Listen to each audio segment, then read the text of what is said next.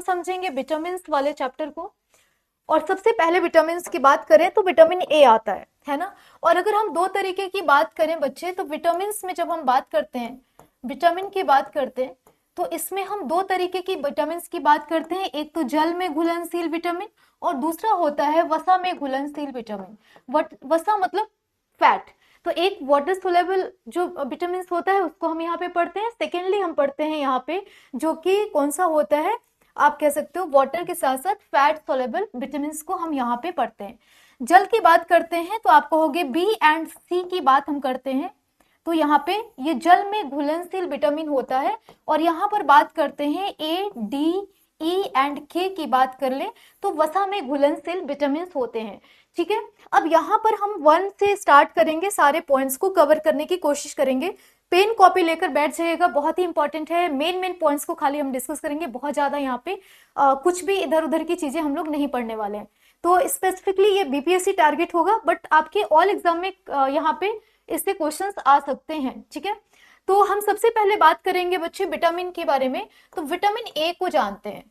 Vitamin A का देखो, किसी भी विटामिन को पढ़ने के लिए सबसे पहले जरूरी है कि कौन कौन से एस्पेक्ट से क्वेश्चन पूछे जा सकते हैं एग्जाम में। तो अगर हम किसी भी विटामिन की अगर बात कर लें तो विटामिन में क्या पूछा जा सकता है, सबसे पहले आपसे रासायनिक नाम पूछता है एग्जाम में। ठीक है, कि कोई भी विटामिन का रासायनिक नाम क्या है। दूसरा ये पूछता है कि कोई भी विटामिन के कमी से होने वाले रोग पूछता है, कमी से होने वाले रोग के बारे में पूछ लेता है कि इस विटामिन से इसकी कमी से कौन सा रोग होता है। और तीसरा विटामिन कहां पर, जैसे मान लो कि ए ही एग्जांपल ले ले, ए के रासायनिक नाम, ए की कमी से होने वाले रोग, और ए विटामिन कहां पर किन पदार्थों में पाया जाता है। ठीक है, किन पदार्थों में पाया जाता है, ये भी हम यहाँ पर पढ़ेंगे। तो ये कुछ इंपॉर्टेंट फैक्ट्स होते हैं, इंपॉर्टेंट टॉपिक्स होते हैं, जहां पे जिस वे में आपको पढ़ना होता है कि विटामिन ए का एक एग्जांपल हमने ले लिया कि अगर हमें ए पढ़ना है तो हमें 3 एस्पेक्ट को तो प्रॉपरली देखना होगा। नेक्स्ट है कि एक हम करंट की बात कर लेते हैं। ठीक है, करंट की बात करते हैं कि अगर कोई विटामिन चर्चा में रहा हो इस समय पे, जैसे एनीमिया की बात कर रहे थे हम लोग मैगजीन में भी, जो पोषण वाला मैगजीन था आपका न्यूट्रिशन का, उसमें हमने बात की थी ना एनीमिया किसके कमी से होता है, तो कहीं ना कहीं वो किसी विटामिन के डिफिशियंसी के वजह से होता है, राइट। तो यहाँ पर जब हम पढ़ेंगे तो इसको भी ध्यान में रखेंगे कि कुछ करंट में अगर टॉपिक चर्चा में रहा हो किसी विटामिन को लेके तो वो भी हम डिस्कस करेंगे। तो रासायनिक नाम, उसकी कमी से होने वाले रोग, और यहाँ पर ये विटामिन किन पदार्थों में पाया जाता है, ये हमारे लिए इंपॉर्टेंट हो जाता है यहाँ पर। ठीक है, चलिए, तो सबसे पहले हम क्योंकि ए यहाँ पे मेंशन ही कर दिए हैं तो ए के संबंधित सारे फैक्ट्स को जानते हैं। तो रेटिनॉल इसका रासायनिक नाम है। इसका रासायनिक नाम क्या है, रेटिनॉल। इसी तरीके से आप चाहो तो 1 पॉइंट लिख सकते हो, रेटिनॉल पूछ देगा। मैच द फॉलोइंग आपके यूजीसी नेट लेवल के एग्जाम में आता है। एलटी ग्रेड भी आप देते हो तो वहां पे मैच द फॉलोइंग पूछा जा सकता है। जीआईसी में मैच द फॉलोइंग पूछता है आपसे, लेकिन जो आप टीजीटी पीजीटी एग्जाम देते हो यहाँ पे सिंपल एक पूछ देगा कि इनमें से किसकी कमी से या कौन से विटामिन का क्या नाम है, सिंपल एक लाइन में क्वेश्चन आपसे पूछ देता है। तो हम सारे एस्पेक्ट को देखेंगे। ठीक है, अब यहाँ पर इसकी कमी से होने वाला रोग कौन सा है, तो कहोगे आप रतौंधी नामक रोग विटामिन ए की कमी से होता है। ठीक है, उसके बाद इसमें और क्या होता है, तो आप कहोगे एक संक्रमण का खतरा हो जाता है। संक्रमण का खतरा इससे हो जाता है। विटामिन ए की कमी से रतौंधी नामक रोग होता है, आंखों के संबंधित रोग होता है। और ये भी याद रखना है कि इसके संबंध में आपका जो प्रॉब्लम आती है वो संक्रमण संबंधी प्रॉब्लम आती है, जैसे इन्फेक्शंस भी हो जाते हैं। ठीक है, और इसका एक नाम पूछा जाता है जीरोथैलेमिया। ठीक है, जीरोथैलेमिया ये भी एक रोग है जो कई बार आपसे पूछा गया है कि किन विटामिन की कमी से ये होता है। ठीक है, तो जीरोथैलेमिया हो गया, रतौंधी हो गया, और संक्रमण का खतरा होता है विटामिन ए से। अब इंपॉर्टेंट है कि ये किन भोज्य पदार्थों में पाया जाता है।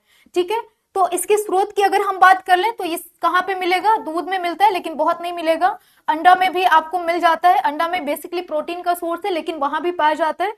पनीर, हरी साग सब्जी में, हरी सब्जियों में मिलता है, हरी सब्जियों में मिलता है, पनीर में भी पाया जाता है। ठीक है, ये सब सोर्सेस है जहां से आप इसकी पूर्ति कर सकते हैं। ठीक है, मछलीकृत तेल पूछा गया है कई बार आपसे कि जो मछली का तेल होता है, मछलीकृत तेल मतलब मछली से जो बना हुआ तेल होता है, इसमें भी विटामिन ए हमें प्रचुर मात्रा में पाया जाता है, हमें मिल जाता है। ठीक है, तो ये तो हमने बात कर ली विटामिन के बारे में, और हमने जाना कि इसके संबंध में अभी देखोगे हाल फिलहाल में तो कोई करंट का न्यूज नहीं रहा है। तो इन 3 एस्पेक्ट को आपको ध्यान में रखना है।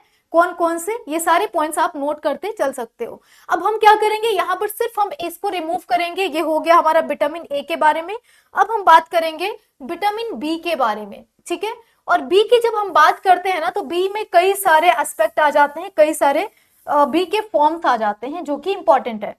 तो अब हम बात कर लेंगे विटामिन बी में कौन कौन सी चीजें हैं। यहाँ पर विटामिन बी के बारे में सिंपली आपको रासायनिक नाम इसका भी जानना होगा, लेकिन यहां पर यह समझना जरूरी है कि जब हम विटामिन बी की बात करते हैं तो विटामिन बी के ही कई सारे स्वरूप पाए जाते हैं, जिसमें से सारे स्वरूप नहीं पढ़ने होते आपको, कुछ इंपॉर्टेंट पॉइंट्स होते हैं। जैसे विटामिन ए B1 हो गया, B2 हो गया, उसके बाद B3 B6 आ जाता है ना। तो इस तरीके से B11 और B12 बहुत बार आपसे एग्जाम में पूछा गया। B7 इंपॉर्टेंट है आपके लिए। तो जो जो बी वाले इंपॉर्टेंट है उसको हम एक जगह पे यहाँ पे पढ़ लेंगे। ठीक है, क्लियर हो रहा है पॉइंट। तो अब हम पढ़ेंगे विटामिन बी के फॉर्म को। तो विटामिन B1 को पढ़ेंगे हम लोग सबसे पहले। विटामिन B1 का रासायनिक नाम क्या होगा, चलिए मैसेज भी करते रहेंगे आप लोग, जो जो आ रहा होगा आपको तो आप कहेंगे थायमीन कहते हैं। ठीक है, इसको क्या बोलते हैं बच्चे, तो आपको हो गए थायमीन के नाम से जाना जाता है, इसका रासायनिक नाम थायमीन है। क्लियर।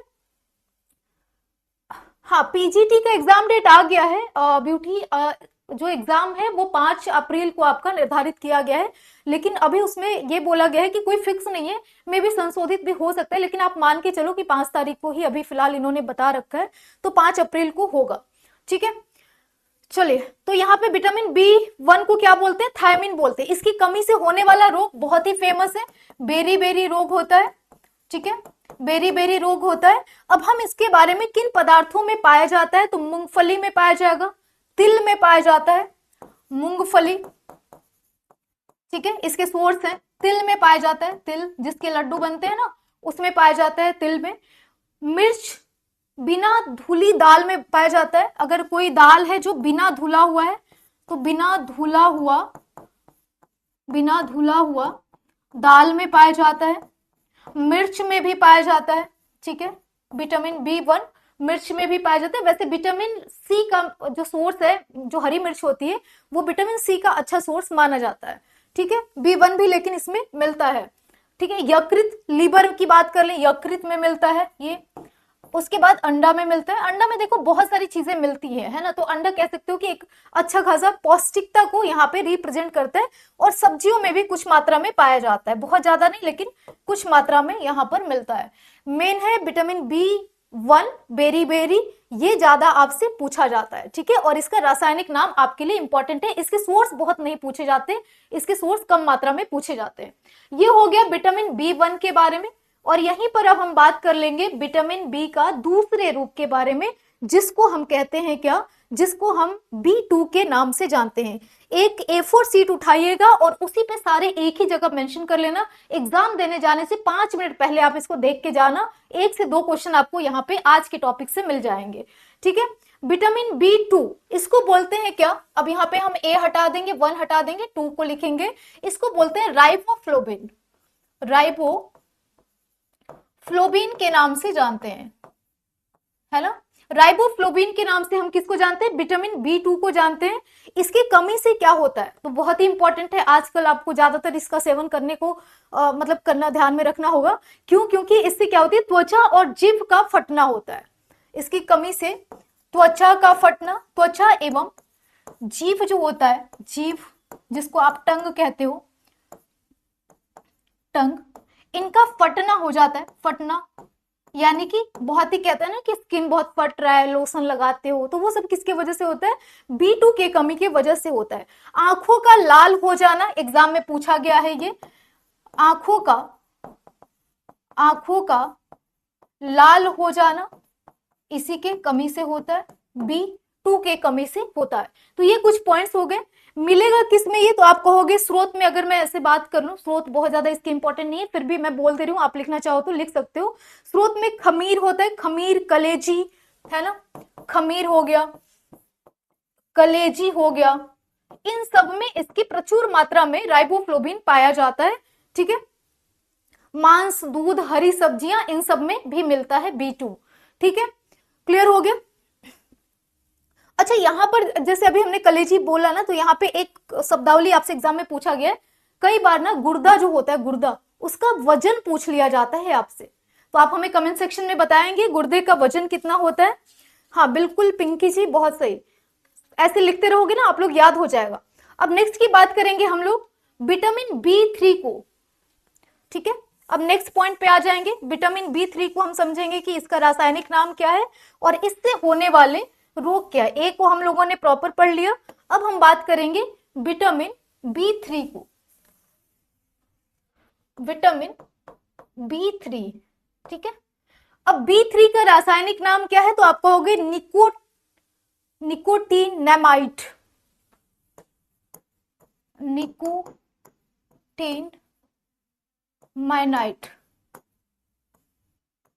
मैनाइट, ठीक है। निकोटीन मैनाइट के नाम से, निकोटीन माइट के नाम से इसको जानते हैं, या फिर इसको नियासिन के नाम से भी जानते हैं। इसका एक और नाम है नियासिन। कई बार आपसे नियासिन ही पूछा है एग्जाम में, ठीक है। नियासिन के नाम से भी इसको जानते हैं। तो निकोटीमेनाइट के नाम से या फिर नियासिन के नाम से जानते हैं। इसकी कमी से होता क्या है, तो आप कहोगे बहुत ही इंपॉर्टेंट, यानी कि पेलाग्रा नामक रोग होता है। पेलाग्रा नामक जो रोग है वो विटामिन B3 के कमी से होता है। त्वचा में दाद, जो कहते हैं ना दाद, खाद, खुजली, वो इसी के वजह से होता है। तो दाद पड़ जाना, चकत्ता चकत्ता सा पूरे स्किन में आ जाता है, चकत्ता ही बोलते हैं हम लोग, आप लोग कुछ बोलते होगे, अलग अलग नाम होगा, मतलब स्किन पूरा निकलने लगता है, इसको इस नाम से जानते हैं हम लोग। ठीक है, तो यहां पर याद रखना है कि ये क्या होता है, यहां पर त्वचा में दाद, जिसको 4D सिंड्रोम के नाम से जाना जाता है। ठीक है, 4D सिंड्रोम के नाम से जाना जाता है। अगर हम इसके सोर्सेज की बात कर लें तो मिलता कहां पे है, ये हमें मांस में पाया जाएगा, टमाटर में मिलता है, टमाटर में मिलता है। ठीक है, मांस हो गया, टमाटर हो गया, आलू हो गया, पत्ते वाली सब्जियां हो गई, है ना, आलू हो गया और पत्ते वाली सब्जियां, पत्ते वाली सब्जियां। देखो हर चीज में आप एक चीज नोटिस कर रहे हो कि हर जगह पे पत्ते वाली सब्जियां, ये सब चीजें रखी गई है ना। जैसे बी वाले में देखोगे तो मैक्सिमम में ये सारी चीजें पाई जाती है। तो जो आपको डिफरेंट लगेगा ना, वहीं से क्वेश्चन बनेगा। अब ये आपसे नहीं पूछेगा किसमें ये हरे पत्तेदार सब्जियों में क्या पाया जाता है, आपसे पूछ देगा कि विटामिन B3 किसमें पाया जाता है। टमाटर और मांस इसमें इंपॉर्टेंट है, तो ये पॉइंट्स आपको याद रखना है। आगे बढ़ेंगे, नेक्स्ट पे आते हैं विटामिन B5। अब 3 के बाद देखो 4 इंपॉर्टेंट नहीं है आपके लिए, ठीक है, 4 इंपॉर्टेंट नहीं है। यहां पर हम पढ़ेंगे किसको, B5 को पढ़ेंगे अब नेक्स्ट। तो नोट करते चलेंगे आप लोग, B5 को यहां पे पढ़ लेते हैं। ठीक है, B5 में इसका देखेंगे रासायनिक नाम क्या होगा, तो पेंटोथेनिक अम्ल के नाम से जाना जाता है। पेंटोथेनिक अम्ल के नाम से जाना जाता है। विटामिन B5 को पेंटोथेनिक अम्ल के नाम से जानते हैं। इसकी कमी से क्या होता है, 2 चीजें होती है। एक तो मंद बुद्धि भी होता है, मंद बुद्धि यानी कि जिसकी IQ बहुत कम होगी, मंद बुद्धि होता है। और दूसरा बाल का सफेद होना, बाल का सफेद होना। ठीक है, अब जाके B5, जिसके जिसके बाल सफेद हो रहे होंगे ना, सब लोग B5 का सेवन करना। बाल का सफेद होना इसी के कारण के वजह से होता है। सारा ये जो जितने भी है ना, पतंजलि सब में यही सब चीजें रहती हैं। ठीक है, तो इससे अच्छा है कि विटामिन B5 का सेवन कर लो, सबसे छुटकारा मिल जाएगा। हाँ जी बिल्कुल। चलिए, तो बाल सफेद होना, मंद बुद्धि होना, मांस, दूध, मूंगफली, गन्ना और टमाटर। तो यहाँ पे इंपॉर्टेंट है कि गन्ना, क्योंकि और किसी में आपने गन्ना नोट नहीं किया, गन्ना, टमाटर यहाँ पे मिलता है, और किसमें, मांस में भी मिलेगा ये। तो इन चीजों में आपकी इसकी प्रेजेंस पाई जाती है। विटामिन B से रिलेटेड कोई भी करंट का अभी हाल फिलहाल में कोई ऐसा न्यूज नहीं है। जहां पे लगेगा कि विटामिन से रिलेटेड कुछ न्यूज है करंट का, उसको हम यहाँ पे मेंशन करेंगे। ठीक है, चलिए आगे बढ़ा जाए, नेक्स्ट पे आते हैं। क्वेश्चन ही है, एक तरह से कह सकते हो कि क्वेश्चन ही है ना, लेकिन ये क्वेश्चन से ज्यादा इंपॉर्टेंट है। अगर आप इस तरीके से पढ़ते हो इसको तो लिखते चलोगे, याद हो जाएगा। अब हम विटामिन B5 को तो पढ़ लिए, अब नेक्स्ट आता है क्या आपका, हाँ अब इस यहां पे पढ़ेंगे हम लोग विटामिन B6 को पढ़ेंगे, ठीक है। विटामिन B6 रासायनिक नाम क्या है, पैराडॉक्सिन। पैराडॉक्सिन के नाम से इसको जाना जाता है, पैराडॉक्सिन भी कह सकते हो, या फिर पायरीडॉक्सिन के नाम से भी, कहीं कहीं पे पायरी भी लिखा हुआ मिलेगा आपको, पायरीडॉक्सिन, पायरीडॉक्सिन के नाम से इसको जाना जाता है, ठीक है। तो रासायनिक नाम हो गया। इसकी कमी से कौन सा रोग होता है, तो आपको हो गया त्वचा रोग होता है, यानी त्वचा के संबंधित कोई भी रोग होगा तो आप समझना बी की कमी से होगा, त्वचा रोग होगा, ठीक है। प्रेजेंस की बात करें, देखो विटामिन B6 भी उतना आपसे पूछा नहीं जाता है, ठीक है। प्रेजेंस आपको यकृत, मांस और अनाज, तीन चीजें आपको याद रखना है। यकृत, मांस और अनाज यहाँ पे आपको याद रखना है, तीन चीजों में इसकी प्रेजेंस पाई जाती है। B6 यहाँ पे कंप्लीट हो जाता है। B6 के बाद अगर हम बात कर लें B7, B7 क्या है, ये भी इंपॉर्टेंट है आपके लिए, ये इंपॉर्टेंट है। विटामिन B7 आपसे ज्यादा पूछा जाता है एग्जाम्स में, तो विटामिन B7 को नोट कर लेंगे। विटामिन B7 का जो रासायनिक नाम है, बहुत बार ये है पूछा गया, बायोटीन के नाम से इसको हम जानते हैं, है ना, बायोटीन के नाम से जानते हैं विटामिन B7 को, राइट। चलिए, तो ये हो गया विटामिन B7 के बारे में। इसकी कमी से क्या होता है, तीन चीजें याद रखना। एक तो इसकी कमी से लकवा का शिकायत हो जाता है, लकवा यानी पैरालिसिस हो जाता है। बाल का सफेद होना भी होता है, बाल का सफेद होना, ठीक है। लकवा हो जाना यानी पैरालिसिस हो जाना, हाथ पैर में लकवा लग सकता है। दूसरा आपका बाल गिरना, और तीसरा क्या हो जाएगा, शरीर में दर्द होने लगता है इसकी कमी से। तो जब भी आपको शरीर में दर्द हो बिना काम का, है ना, बिना काम किए शरीर में दर्द हो, तो समझ लेना B7 की कमी है। स्रोत की बात करेंगे बच्चे, तो मांस, अंडा, यकृत और दूध, चार चीजें याद रखना है। मांस, अंडा, यकृत और दूध में भरपूर मात्रा में ये पाया जाता है, ठीक है। B7 यहाँ पे कंप्लीट हो जाता है, ठीक है। चलो, अब एक क्वेश्चन का आंसर हमें आप लोग बता देंगे।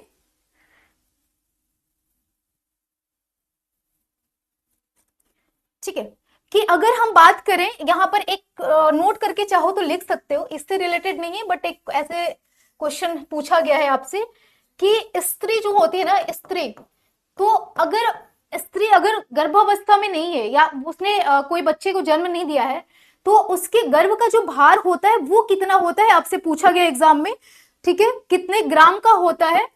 और जिसने कभी संतान पैदा न किया हो, तो स्त्री जो कभी ऐसे लिख सकते हो नोट करके, जो कभी संतान पैदा न की हो उसके गर्भ का भार कितना होता है, गर्भ का भार याद रखना आप लोग, इंपॉर्टेंट है ये, उसका 50 ग्राम होता है, ठीक है, 50 ग्राम्स ओनली होता है।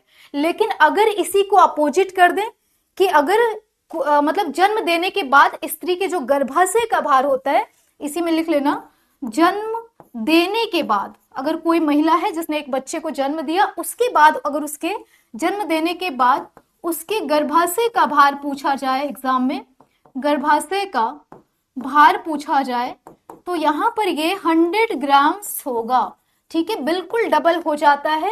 इंपॉर्टेंट है ये पॉइंट, कहीं भी आप नोट कर सकते हो इसको, ठीक है जी। Anjali Singh ji good morning, Rinku Yadav good morning, Kavita Kumari सभी को, पिंकी कुमारी जी, शांति कुमारी, सबिता, सभी को वेरी गुड मॉर्निंग बच्चे। चलिए,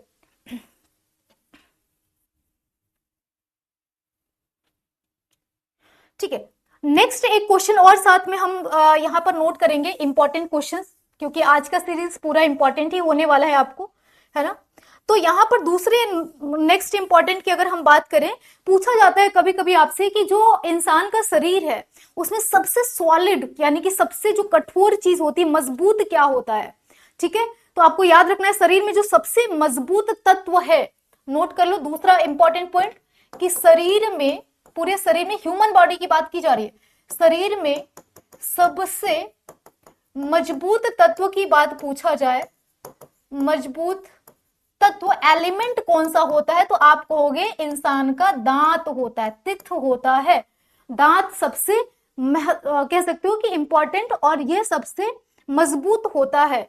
होता किसके वजह से है, तो कैल्शियम फॉस्फेट के वजह से होता है, जिसको एनामेल के नाम से जानते हैं, एनामेल।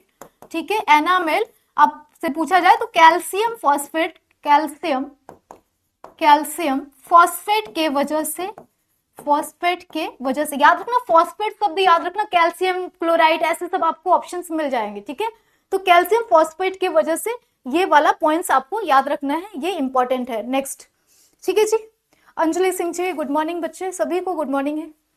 चलिए सेशन को लाइक और शेयर कर दीजिए आप लोग, है ना। और कल की क्लासेस हुई नहीं थी, आज भी अभी आप सभी को पता है कि तबीयत मेरी कंडीशन ठीक नहीं है ना, और रिपोर्ट में आ गया है थायराइड कह रहे हैं, टाइफाइड आ गया है, तो अभी फिलहाल, लेकिन मैंने सोचा इतना आप लोग का गैप करना मुझे खुद को नहीं अच्छा लग रहा था, तो मैंने सोचा थोड़ा सा कुछ तो पढ़ लेते हैं, कुछ ना पढ़ने से अच्छा है कुछ तो पढ़ ले, है ना। तो मेरी कोशिश होगी कि जैसे मुझे ठीक लगता है मैं आपको कुछ ना कुछ यहाँ पे इंफॉर्मेटिव चीजें देते रहूं, जो आप सिर्फ पढ़ते रहो, नोट भी ना करो ना, तो बस वीडियो को 1 से 2 बार आप खाली रीड कर लेना, देख लेना, नोट भी करने की जरूरत नहीं है, क्योंकि जरूरी है इस टाइम पे रुकना नहीं, ये इंपॉर्टेंट है, इस टाइम पे हार नहीं मानना। ठीक है, चलो अब आते हैं विटामिन B7 की बात कर लिए बच्चे, विटामिन B8, 9 ये सब आपके लिए इंपॉर्टेंट नहीं है, सीधे आते हैं विटामिन B11 और 12 पे। तो 11 आपसे कई बार पूछा जाता है, विटामिन B11 फॉलिक अम्ल के नाम से इसको जानते हैं, किस नाम से जानते हैं, फॉलिक अम्ल, फॉलिक एसिड, कई बार पूछा है ना आपसे, फॉलिक अम्ल के नाम से इसको हम जानते हैं विटामिन B11 को। इसकी कमी से क्या होता है, देखो विटामिन B11 और B12 दोनों की कमी से ना एनीमिया होता है, लेकिन कई बार आपसे फॉलिक एसिड ही पूछा गया है, तो इसकी कमी से जो मेनली रोग होता है वो एनीमिया होता है, एनीमिया होता है। एनीमिया के संबंध में करंट का न्यूज क्या है कि अभी इंडियन गवर्नमेंट जो भारत सरकार है वो एनीमिया के संबंध में जागरूकता पैदा करने के लिए अभियान भी बीच में चलाई थी, और इसमें माना जाता है कि जो लड़कियां होती हैं उनके में ज्यादातर ये रोग देखने को मिलता है। ठीक है, एनीमिया की कमी होती है ज्यादातर किशोरावस्था की लड़कियों में, ये देखने को मिलता है, तो ये पॉइंट आपको याद रखना है यहाँ पे। नेक्स्ट हम बात करेंगे एनीमिया के बाद, अगर एनीमिया ना हो तो याद रखना इसकी कमी से पेचिस, पेचिस नामक रोग भी होता है विटामिन B11 की कमी से। मिलेगा कहां पे बच्चे, तो आप कहोगे दाल यकृत सब्जियां, दाल यकृत सब्जियां, ठीक है, सेम में मिलता है, ये सेम आपसे एक बार एग्जाम में पूछा भी था। ठीक है, जो सेम फलियां होती हैं उसमें ये पाया जाता है, और स्पेसिफिकली यहाँ पे अंडे में भी मिलेगा थोड़ा बहुत। ठीक है, तो ये सभी में मिलता है, यानी कि दाल यकृत अंडा सब्जी और सेम, सेम इंपॉर्टेंट है क्योंकि ये एग्जाम में पूछा गया क्वेश्चन है। ठीक है, अंजलि पूछ रही है कि मैम DSSS में एज का क्या करें, अच्छा 19 मार्च को है एज का आपका। हाँ, इसमें मैं देख रही थी कि इसमें जो भारत सरकार कह रहे जो दिल्ली गवर्नमेंट है ना बच्चे, उन्होंने होम साइंस में एज का क्राइटेरिया आपको 30 ही रखा हुआ है। 30 जो उसमें 10 इयर्स का आरक्षण दिया जाता था, इसमें होम साइंस में इन्होंने नहीं दे रखा है, बाकी सभी में दे रखा है ना। तो होम साइंस में नहीं है, तो जो एज अगर आपका पास हो गया होगा तो वो लोग तो फॉर्म नहीं भर सकते, क्योंकि मैं इसको कल देख रही थी, अभी उनका एक एक्ट है, मैं उसको आज शाम को रीड कर लूंगी, है ना, उसमें क्या क्या प्रॉपरली दे रखा है। तो उसके बाद मैं एक छोटा सा आपको वीडियो बना के 1-2 मिनट का शॉर्ट वाले सेक्शन में आप जाना, इसी चैनल के शॉर्ट सेक्शन में, आज तो पॉसिबल नहीं है, आज शाम तक या फिर कल शाम तक आपको मैं वो सेंड कर दूंगी। ठीक है, तो अभी टाइम है ना 2-3 दिन, तो उससे एग्जाम से पहले मैं आपको सेंड कर दूंगी प्रॉपर। वैसे जो अभी हमने जितना पढ़ा है उसके नोटिफिकेशन, उसमें यही हमने देखा कि उन्होंने साफ साफ डिक्लेयर कर रखा है कि होम साइंस में 10 इयर्स की जो आरक्षण दिया जाता है, दिल्ली गवर्नमेंट देती है फीमेल्स के लिए, वो इन्होंने होम साइंस वाले में नहीं रखा है। ठीक है, तो ये चीज एक है, लेकिन इसका जो एक्ट है उसको एक बार हमें देखना पड़ेगा। ठीक है जी, चलो अब आते हैं विटामिन B12 की कमी। सारे विटामिन हम लोग के हो गए, अब यहाँ पर लास्ट विटामिन बी का जो कॉन्सेप्ट है, इसमें B12 को पढ़ते हैं। B12 में इंपॉर्टेंट है, देखो अभी हमने बात की ना कि रासायनिक नाम और उसमें कौन सी बीमारी होती है, तो इसमें एक पांडु रोग होता है। ठीक है, कौन सा रोग होता है, पांडु रोग होता है, इसको बोलते हैं साइनोकोबालमीन, इसका रासायनिक नाम है साइनो कोबाल मीन, इसका रासायनिक नाम है। यानी विटामिन 12 है ना, सब बड़ा सा 12 सबसे बड़ा वाला, मतलब 11 के बाद ही 12 है, तो इसका जो नाम है वो भी सबसे लंबा है ना। तो ये भी याद रख सकते हो। ऐसे भी इसकी कमी से 11 की कमी से भी एनीमिया हो रहा था, 12 की कमी से भी होगा, दोनों एक साथ आपको कभी भी एग्जाम में नहीं पूछेगा। तो यहाँ भी एनीमिया लिख लेना। और एनीमिया के साथ साथ यहाँ पे एक जो रोग पाया जाता है वो है पांडु रोग। पांडु रोग यहाँ पर इसके कमी से मिलता है। ठीक है, अब इससे स्रोत क्या है, तो मांस, कलेजी और दूध, तीन चीजें इसका प्रॉपर सोर्स है। मांस, कलेजी और दूध यहाँ पर इंपॉर्टेंट है, ये तीनों चीजें में पाया जाता है। ठीक है,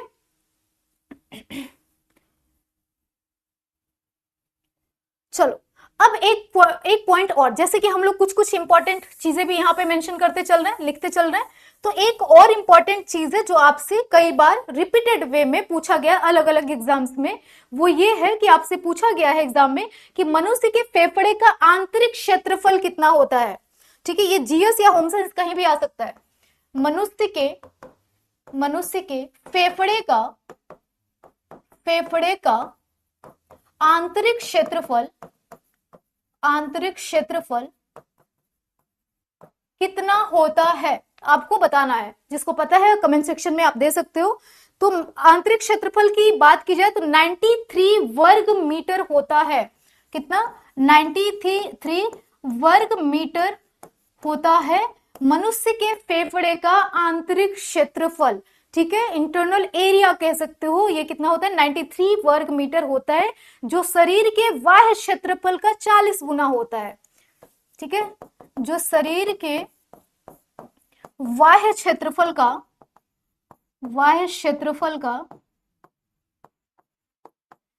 40 गुना होता है। ये वाला पॉइंट मत लिखो, ठीक है, सिर्फ एक ही लिखो, गुना उना मत लिखो, कंफ्यूजन होगा और ये चीजें यहां पर आपको प्रॉब्लम करेगी। ठीक है, गुड मॉर्निंग बच्चे, सभी को गुड मॉर्निंग। चलिए,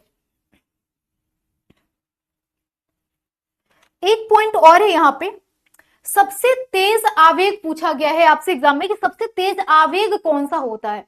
तो आपको याद रखना है, जो हमारी तंत्रिका तंत्र होती है ना, नर्वस सिस्टम होती है, उसका आवेग सबसे ज्यादा होता है। तो तंत्रिका तंत्र का लिख लो नेक्स्ट पॉइंट, तंत्रिका तंत्र का आवेग सर्वाधिक होता है। सर्वाधिक ह्यूमन बॉडी की बात कर ले, सर्वाधिक होता है। और सर्वाधिक में होता कितना है? तो 532 किलोमीटर प्रति आवर्स, 532 किलोमीटर प्रति आवर्स के हिसाब से ये चलता है। आवेग की बात करें तो ये विटामिन B12 के साथ साथ हम लोग कुछ एक्स्ट्रा इंपॉर्टेंट पॉइंट्स को भी हमने यहाँ पर समझ लिया है। ठीक है, नेक्स्ट पॉइंट क्या है बच्चे? तो आपसे पूछा जाएगा अगर एग्जाम में कि ह्यूमन बॉडी का टेम्परेचर कितना होता है। तो शरीर का तापमान की बात कर लें, शरीर का तापमान की अगर हम बात करें, मनुष्य के शरीर का तापमान। अब इस समय एक पॉइंट आपको ध्यान में रखना क्या है, आपको ध्यान में ये रखना है कि जो ह्यूमन बॉडी का टेम्परेचर है ना, जैसे अर्थ का ग्लोबल वार्मिंग की वजह से आपको पता है कि अर्थ का जो टेम्परेचर है वो हर एक जगह पे इनहेंस हो रहा है, मतलब इंक्रीज हो रहा है, बढ़ रहा है। ठीक है, तो कहीं कहीं पे आपको ये भी हो सकता है कोरिलेटिव क्वेश्चन दे दे कि पिछले साल की तुलना में क्या ह्यूमन बॉडी का टेम्परेचर बढ़ा है। तो आप कह सकते हो कि मामूली सा थोड़ा बहुत हम इंक्रीजमेंट देख सकते हैं। घटेगा कभी मत लिखना, क्योंकि ग्लोबल वार्मिंग की वजह से अगर टेम्परेचर अर्थ का बढ़ रहा है, इट मींस कि ह्यूमन बॉडी का टेम्परेचर भी as compare to 10 years before बढ़ेगा ही बढ़ेगा, न कि घटेगा। ठीक है, तो उसमें थोड़ा बहुत बढ़ ही सकता है, घट नहीं सकता। तो शरीर का सामान्य तापमान की बात करें अगर हम, सामान्य तापमान कितना होता है मेंशन करेंगे आप सभी लोग जल्दी से कमेंट सेक्शन में। सामान्य तापमान 98.6 डिग्री फ़ारेनहाइट होता है। 98.6 डिग्री फ़ारेनहाइट होता है। कभी कभी आपसे सेल्सियस पूछ देता है, तो 37 डिग्री सेल्सियस याद रखना, या फिर 37 डिग्री सेल्सियस होता है। फ़ारेनहाइट पूछे तो 98.6, अगर सेल्सियस पूछे तो क्या है 37 होता है। ठीक है, एक बात और इसी में आप आगे जोड़ सकते हो कि अगर 95 डिग्री फ़ारेनहाइट से, ठीक है, अगर बॉडी का टेम्परेचर सामान्य से नीचे 95 डिग्री फ़ारेनहाइट से अगर कम हो जाए तो कौन सा रोग हो जाएगा? अगर शरीर का तापमान जो 98.6 डिग्री फ़ारेनहाइट है, 95 डिग्री फ़ारेनहाइट से अगर कम हो जाए तो उस कंडीशन में हाइपोथर्मिया नामक रोग होता है। कौन सा? हाइपोथर्मिया। हाइपोथर्मिया नामक रोग होता है। ठीक है, रोग होता है। ये भी आपसे पूछा गया क्वेश्चन है। तो वन लाइनर शॉर्ट में याद करेंगे सभी लोग इसको, कौन सा रोग होता है किसकी कमी से। ठीक है, क्लियर है? ठीक है, नेक्स्ट है एक क्वेश्चन और है कि प्लेजेंटा जब बनता है, जब कोई फीमेल गर्भवती होती है, प्रेग्नेंट विमेन होती है, तो उनके में जब हम लोग कैसे पता करते हैं? आपसे पूछा है ना एग्जाम में कि इसका सबसे पहला जो परीक्षण है वो कैसे किया जाता है? यूरिन से किया जाता है। ठीक है, अलग अलग की पांव फूलना, सर दर्द करना, ये सब नहीं होगा, वोमिट आना, तो ये सब चीजें बाद में होती है। इनिशियल स्टेज पे क्या होता है? तो यूरिन में HCG हार्मोन की मात्रा स्रावित होती है। ऐसे कंडीशन में जो यूरिन होता है, यूरिन में HCG की मात्रा पाई जाती है, जिसको टेस्ट किया जाता है। और इस मात्रा के ये जो है ना HCG, ये क्या है? ये एक हार्मोन है, और इसी हार्मोन का पाया जाना ही ये बात को क्लियर करता है कि कोई फीमेल प्रेग्नेंट है या नहीं है। ठीक है, क्लियर हो गया? चलो अब हम कुछ बात कर लें यहाँ पे। अगर हम बिहार के सेंस में बात करें स्पेसिफिकली, तो यहाँ पे कुछ चीजें और भी इंपॉर्टेंट हो जाती है आपकी। ठीक है, लेकिन इससे पहले कुछ और चीजें हैं जो आपसे पूछा जा सकता है मे बी। तो यहाँ पर हम बात करेंगे कुछ आपसे कल्चर्स के बारे में पूछा जाता है। कल्चर्स ही बोलते हैं इसको हम लोग शॉर्ट भाषा में। जैसे सेरीकल्चर पूछ दिया जाए, सेरीकल्चर किससे संबंधित है? इंपॉर्टेंट है। तो कुछ कल्चर्स को यहाँ पे देख लेंगे। सेरीकल्चर किससे संबंधित है? तो जो रेशम कीट का पालन किया जाता है, रेशम उत्पाद से संबंधित, रेशम कीट पालन से संबंधित है। अगर आपसे ये पूछे ना कि कीट पालन से संबंधित है या रेशम के उत्पाद से संबंधित है, तो याद रखना जो सेरीकल्चर होता है वहां पे हम रेशम उत्पादन नहीं करते हैं, वहां पे कीट का पालन होता है, जिसके पालन की विधि को सेरीकल्चर के नाम से जाना जाता है। ठीक है, क्लियर हो गया?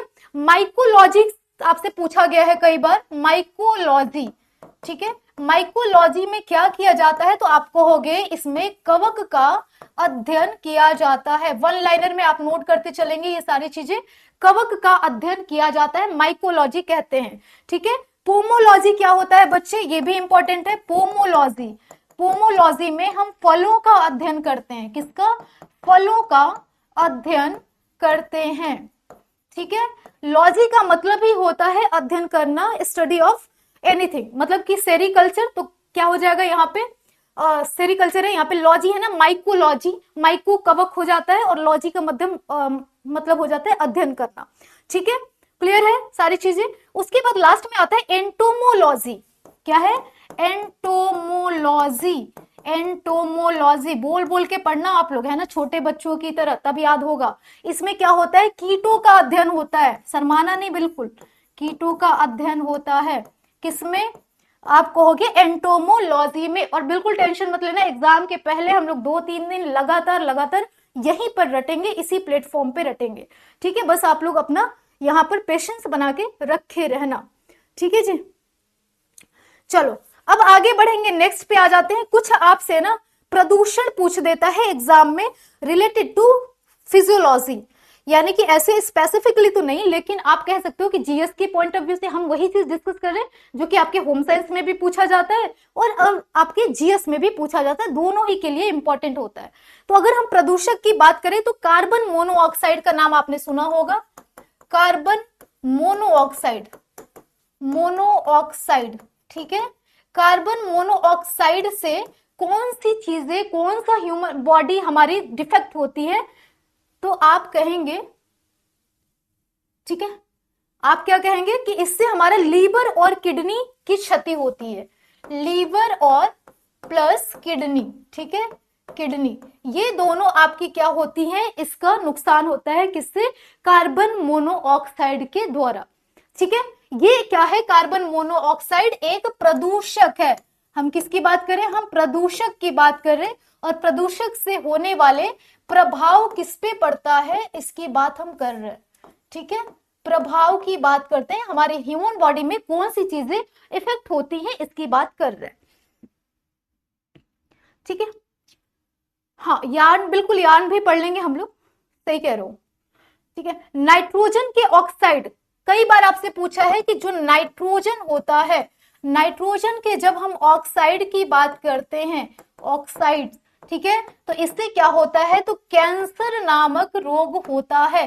कैंसर इस समय काफी न्यूज में है, हार्ट अटैक और कैंसर के बारे में स्पेसिफिकली आप गूगल पे सर्च करके पढ़ के जाना एग्जाम देने। ठीक है, नाइट्रोजन के ऑक्साइड से क्या होता है आपका कैंसर। धूलकण, धूलकण आपसे पूछे ना, डस्ट पार्टिकल्स, धूलकण से क्या होगा, तो आप कहोगे जो श्वसन होता है, श्वसन संबंधी प्रॉब्लम आती है यहाँ पर। ठीक है, श्वसन संबंधी दोष पाया जाता है, सांस लेने में प्रॉब्लम, अस्थमा, ये सारी चीजें हो जाती है डस्ट पार्टिकल की वजह से।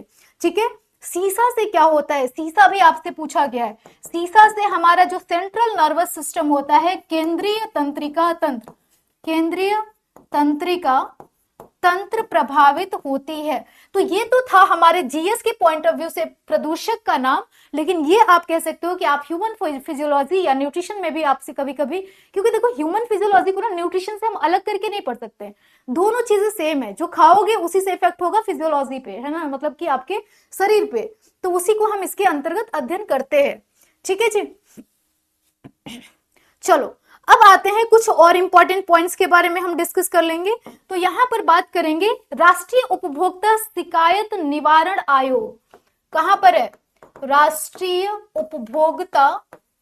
उपभोक्ता शिकायत निवारण आयोग, शिकायत निवारण आयोग कहां पर है ये, तो आप कहोगे ये जो आयोग है वो नई दिल्ली में है। कहां पर है, नई दिल्ली में इसकी स्थापना की गई, ये स्थापित है नई दिल्ली में। कई बार आपसे पूछा गया है। विश्व उपभोक्ता अधिकार दिवस कब मनाया जाता है, विश्व उपभोक्ता, विश्व की बात है याद रखना, विश्व है, उपभोक्ता अधिकार दिवस की अगर हम बात कर लें, शायद हमने कल भी डिस्कस किया था आपसे, ये 15 मार्च को मनाया जाता है। ठीक है जी, 15 मार्च को मनाया जाता है। ठीक है, उपभोक्ता संरक्षण अधिनियम कब आया था, उपभोक्ता संरक्षण अधिनियम, जल्दी से आप करते जाइए कमेंट सेक्शन में, जैसे मैं लिख रही हूं आपका आंसर आ जाना चाहिए। अधिनियम 1986, ठीक है 1986, ये मत सोचना राइटिंग गंदी गंदी लिख रहे, जल्दी जल्दी लिख रहे इसलिए गंदी गंदी लिख रहे, सुंदर है मेरी राइटिंग। ठीक है, चलो आगे बढ़ेंगे, नेक्स्ट पे आया जाए। ठीक है,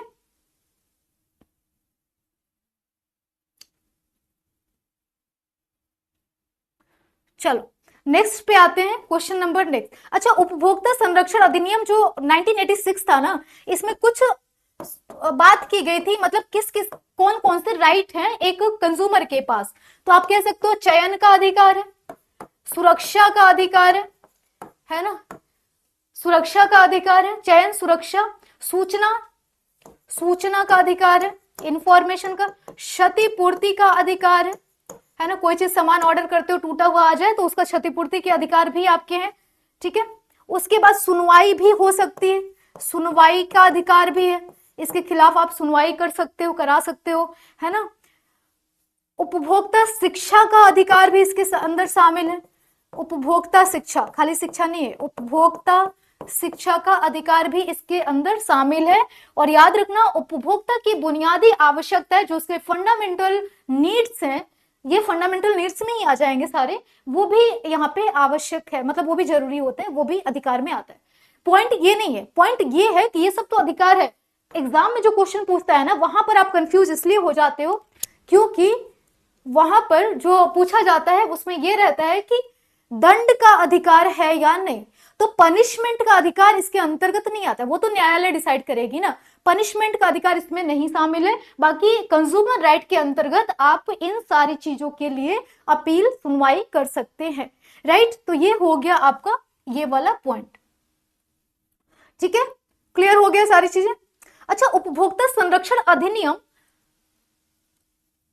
लागू कब से हुआ, इसी जगह पे यहां पे हम देख लेंगे जो उपभोक्ता संरक्षण अधिनियम आया 98 में था, 1986 में था, और जब आया था तो 24 दिसंबर को आया था। ठीक है, 24 दिसंबर 1986 को आया था। लेकिन अगर अब उपभोक्ता संरक्षण अधिनियम, कंज्यूमर प्रोटेक्शन एक्ट की बात की जाए कि लागू कब से हुआ, तो लागू 86 से नहीं हुआ, लागू हुआ था 6 जनवरी 1987 से। 6 जनवरी 1987 से इसको लागू किया गया। क्लियर? तो ये पॉइंट्स भी यहाँ पे साथ ही साथ क्लियर रखना है, सारी चीजें यहाँ पे क्लियर हो जाएंगी। डन, आगे बढ़ा जाए नेक्स्ट पॉइंट पे। ठीक है, क्लियर हो रहा है, कहीं कोई डाउट नहीं होना चाहिए।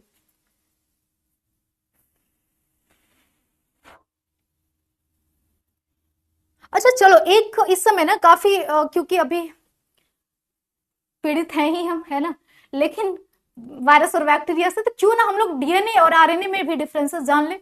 कई बार आपसे में भी पूछा जा सकता है, क्योंकि जब भी कोई होता है ना, एक होता है आपका डीएनए, ठीक है, फुल फॉर्म जल्दी से बताएंगे आप लोग, और एक होता है आपका आरएनए। आरएनए दोनों में बेसिक सा डिफरेंस क्या होता है, कहीं भी आप इसको नोट डाउन कर लेंगे। ठीक है, अब इसमें क्या होता है, डीएनए, आप देखोगे ना यहाँ पे एनए और एनए दोनों समान है, लेकिन आर और डी क्या है, डिफरेंस है यहाँ पर आर और डी में। ठीक है बच्चे, तो यहां पर आपको याद रखना है कि इसमें डीऑक्सी राइबोसोम होता है। क्या होता है, डीऑक्सी राइबोसोम। राइबोसोम से कुछ याद आ रहा है आपका कोशिका वाले चैप्टर में? ठीक है, डीऑक्सी राइबोसोम क्या है, शर्करा होती है किसमें, डीएनए में, और इसमें क्या होता है, इसमें राइबोसोम, आर है ना, तो यहां पर राइबोसोम शर्करा होती है। राइबोसोम नामक शर्करा यानी शुगर पाया जाता है। पहला डिफरेंस तो ये हो गया आपका। ठीक है, उसके बाद क्या है, यह मुख्यतः क्या है, इसमें केंद्रक पाया जाता है। डीऑक्सीराइबोसोम में मुख्यतः सेकेंड पॉइंट क्या होगा कि शर्करा यानी शुगर पाया जाता है। ठीक है, शुगर पाया जाता है। क्लियर? ठीक है, शुगर पाया जाता है, और यहां पर क्या होता है, यहां पर केंद्रक और कोशिका द्रव्य दोनों पाया जाता है। यहां पर क्या अंतर है, यहां केंद्रक भी मिलता है प्लस कोशिका द्रव्य भी पाया जाता है, दोनों मिलता है। तीसरा डिफरेंस हम क्या लिख लेंगे कि इसमें बेस एडेनिन, इसका जो बेस है, बेस एडेनिन, बेस आपका एडेनिन हो गया, और ग्वानिन, थायमीन, ग्वानिन होता है, थायमीन होता है बेस में, एवं और क्या मिलता है, तो आपको हो गए साइटोसिन मिलता है। साइटोसिन इंपॉर्टेंट है, कई बार पूछा गया है, साइटोसिन मिलता है। आरएनए में क्या होगा, आरएनए में इसके स्थान पर यूरेसिल पाया जाता है। इन सब के स्थान पे ना यहां पर यूरेसिल पाया जाएगा, यूरेसिल पाया जाता है। तो ये आरएनए और डीएनए में बेसिक सा डिफरेंस है जो आपसे एग्जाम्स में पूछे जाते हैं। ठीक है, तो ये कुछ इंपॉर्टेंट चीजें थी जो हमने आज आपसे डिस्कस कर ली। ठीक है, इसके बाद की चीजें हैं जो हम लोग कुछ और भी पॉइंट्स को यहाँ पर समझ लेंगे, लेकिन हम सोच रहे हैं कि इसको नेक्स्ट में हम लोग करें। ठीक है, तो कुछ ऐसे ही इंपॉर्टेंट फैक्चुअल डेटा है जो आपसे सीधे सीधे क्वेश्चन बनेगा, वो कुछ डेटा हम लोग नेक्स्ट क्लास में भी यहाँ पे कंप्लीट करेंगे। मैं बात करूं तो विटामिन की बात हम कर रहे थे, और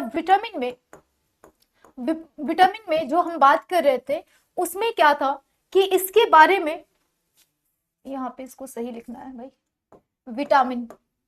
विटामिन में जो हमने बात की थी, ए को कंप्लीट कर दिया था और बी को कंप्लीट किया था, और बी में जितने भी बी कॉम्प्लेक्स थे, यानी जितने भी इसके सब पार्ट्स थे, B1, B2, B7, B5 और आपकी B11, B12, ये सब हम लोगों ने कंप्लीट किया था। उसी दिन की तरह आज भी हम लोग पढ़ेंगे, यानी कि जो 3 हेडिंग्स थे उन्हीं के अकॉर्डिंगली हम लोग बाकी के क्वेश्चंस को कवर करेंगे यहाँ पे। तो विटामिन की अगर हम बात करें तो आज जो हम पढ़ने वाले हैं, सबसे पहले विटामिन सी के बारे में पढ़ेंगे। ठीक है, विटामिन सी के बारे में पढ़ेंगे। नाम क्या पूछा जाता है, तो आपको हो गया सबसे पहले इसका रासायनिक नाम पूछा जाता है एग्जाम में कि इसका रासायनिक नाम क्या है। उसके बाद दूसरा क्वेश्चन जो बनता है वो ये कि इसके कमी से होने वाले रोग, कमी से होने वाले रोग, कमी से होने वाले रोग, और ये कहां पर पाया जाता है, यानी कि इसके स्रोत को हम यहाँ पर समझेंगे। ये 3 हेडिंग्स के माध्यम से हम सभी विटामिन को कवर करने वाले हैं, ठीक है। Aradhana ji good evening, good evening beauty ji, Archana Kumari very good evening, सभी को गुड इवनिंग। सभी लोग सेशन को लाइक और शेयर कर दीजिए ताकि बाकी बच्चे भी ज्वाइन कर लें, और यहाँ पर हम इसको कंप्लीट करने वाले हैं, ठीक है। तो सबसे पहले हम अगर बात करें कि इसका रासायनिक नाम क्या है, तो आप बताएंगे कि इसको एस्कॉर्बिक एसिड के नाम से जानते हैं। नाम क्या हो जाएगा? एस्कॉर्बिक, एस्कॉर्बिक, एस्कॉर्बिक एसिड के नाम से इसको जानते हैं। एसिड यानी कि अम्ल, एस्कॉर्बिक अम्ल के नाम से जानते हैं। इसका जो रासायनिक नाम है एस्कॉर्बिक अम्ल है, ठीक है। होता क्या है, तो 2 चीजें इससे होने वाले रोग को आप ध्यान में रखेंगे। एक तो स्कर्वी होगा, इसकी कमी से स्कर्वी नामक रोग होता है। दूसरा जो आपसे एग्जाम में पूछा गया है, मसूड़ों में सूजन होना, सूजन होना, दर्द होना, फूलना, ये सब चीज क्या होती है? विटामिन सी के वजह से, मतलब उसकी कमी के डेफिशिएंसी के वजह से यहाँ पर हमें देखने को मिलता है, राइट। तो 2 पॉइंट यहाँ पर क्लियर हो गया। मिलता किसमें है बच्चे? तो आप कहेंगे ये मिलता है नींबू में, संतरे में, संतरा में, और किसमें मिलेगा? तो ये हरी मिर्च में भी पाया जाता है। हरी मिर्च एक अच्छा सोर्स है विटामिन का, ठीक है, मतलब विटामिन सी का। तो हरी मिर्च में विटामिन बी और सी दोनों पाया जाता है। नारंगी हो गया, नारंगी यानी संतरा। टमाटर, खट्टे पदार्थ में अंकुरण में पूछा गया है, जो भी अंकुरित खाद्य पदार्थ होते हैं, अंकुरित खाद्य पदार्थ इसमें भी पाया जाता है, खाद्य पदार्थ में पाया जाता है, ठीक है, अंकुरित खाद्य पदार्थ में पाया जाता है। क्लियर? टमाटर में भी मिलता है, टमाटर में भी मिलेगा। और जितने भी कह सकते हो कि एक सिंपल भाषा में अगर बोले तो जितने भी खट्टे होते हैं ना, खट्टे वाले में भी पाया जाता है। खट्टे फ्रूट्स में पाया जाता है, फ्रूट्स में, खट्टे वेजिटेबल्स में भी मिलेगा। तो ये सारे सोर्सेस है। एग्जाम के पॉइंट ऑफ व्यू से क्या इंपॉर्टेंट है? स्कॉर्बिक एसिड पूछा गया है। मसूड़ों में सूजन किसकी कमी की वजह से होता है? और इसमें नींबू और हरी मिर्च कई बार पूछा गया है। अंकुरित भोज्य पदार्थ, अंकुरण से कौन से विटामिन इनहेंस होता है, बढ़ता है? इस तरीके से क्वेश्चन आपके एग्जाम में बने हुए हैं, ठीक है जी। मनीषा यादव जी गुड इवनिंग, रीना कुमारी वेरी गुड इवनिंग।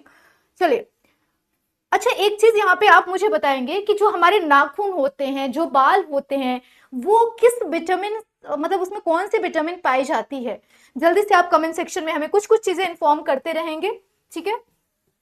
ये तो हो गया विटामिन सी के बारे में। जैसे कि हमने पिछले क्लास में भी कहा था कि कुछ एडिशनल इंफॉर्मेशन भी आपको यहाँ पे विटामिन के साथ साथ पढ़ते रहना है। तो अगर हम बात कर लें, ठीक है, कि किस टाइप के ऊतक के बने होते हैं, अगर हम ऊतक के टिश्यू की बात कर लें, यहाँ पर हम दूसरा एक नोट कर लेंगे, है ना, नोट करके लिख लोगे आप लोग कि जो आपके खुर हैं, खुर जो ज्यादातर जानवरों में होते हैं, खुर हो गया। मनुष्य में नाखून की बात कर लें, नाखून की बात करें, और नाखून के साथ साथ बाल की बात कर लें, नाखून ही बात कर लो, खुर हो गया, नाखून हो गए, जो टफेस्ट कह सकते हो कि हमारे शरीर के पार्ट होते हैं। और चाहे कह सकते हो कि जो होते हैं ना, जैसे गाय वाय के सिंग होते हैं। तो ये भी याद रखना, खुर क्या होता है? तो खुर से याद रखना, जो जानवरों में जैसे देखा होगा आपने, ये रिंग पहनते हो ना आप लोग, कौन सा एक होता है ना जिसको कहते हैं घोड़े के नाल का रिंग बना होता है, जो भूत उत नहीं पकड़ता है रात में पहन लेने से, मतलब पहने रहो तो रात में भूत के सपने नहीं आएंगे, भूत नहीं पकड़ेगा, ठीक है। वो कुछ ऐसा कुछ होता है। तो नाल जो उसका पंजा होता है ना जानवरों का, कह सकते हो उसके नीचे जो होता है वो खुर होता है। पंजे के यानी कि पैर के नीचे पंजा, पंजे के नीचे वाला भाग को हम खुर कहते हैं। तो खुर हो गया और नाखून हो गया। नाखून चाहे इंसान का हो चाहे जानवर का हो। और एक शब्दावली आता है सिंग। सिंग मतलब सिंह राशि वाला सिंह नहीं है, सिंह वो वाला है जो कहते हैं ना सिंह जम गया है क्या, तो वो गाय भैंस का जो सिंह होता है। ये तीनों जो बने होते हैं वो कीरोटीन नामक ये टिश्यू होता है, ठीक है, ये टिश्यू होता है, इसके बने होते हैं, ऊतक के बने होते हैं, ऊतक के बने होते हैं, कीरेटिन नामक ऊतक के बने होते हैं। कीरेटिन को कहीं कहीं पे आपको कीरेटिन भी मिल जाएगा लिखा हुआ, कीरेटिन, तो कंफ्यूज नहीं होना है, कीरेटिन कीरोटिन वही चीजें होती हैं। तो कौन से टिश्यू के बने होते हैं? तो इनमें जो टिश्यू होता है वो कीरेटिन नामक तत्व पाया जाता है। हाँ जी बिल्कुल सही प्रियंका, बिल्कुल। चलिए बहुत अच्छा। अब हम आएंगे नेक्स्ट, ये तो एडिशनल पॉइंट हो गया जो कि आपको याद रखना है। नेक्स्ट आते हैं कौन से विटामिन को पढ़ेंगे हम, डी को पढ़ेंगे, विटामिन डी।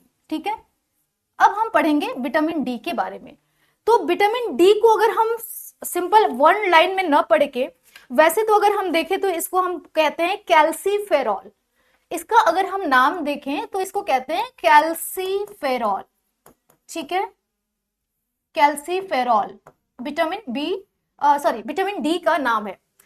ध्यान से समझना, जो कैल्सीफेरॉल है ना, या विटामिन डी को हम यहां पर अगर थोड़ा सा डिवाइड कर ले तो विटामिन डी को हम दो भागों में भी पढ़ते हैं।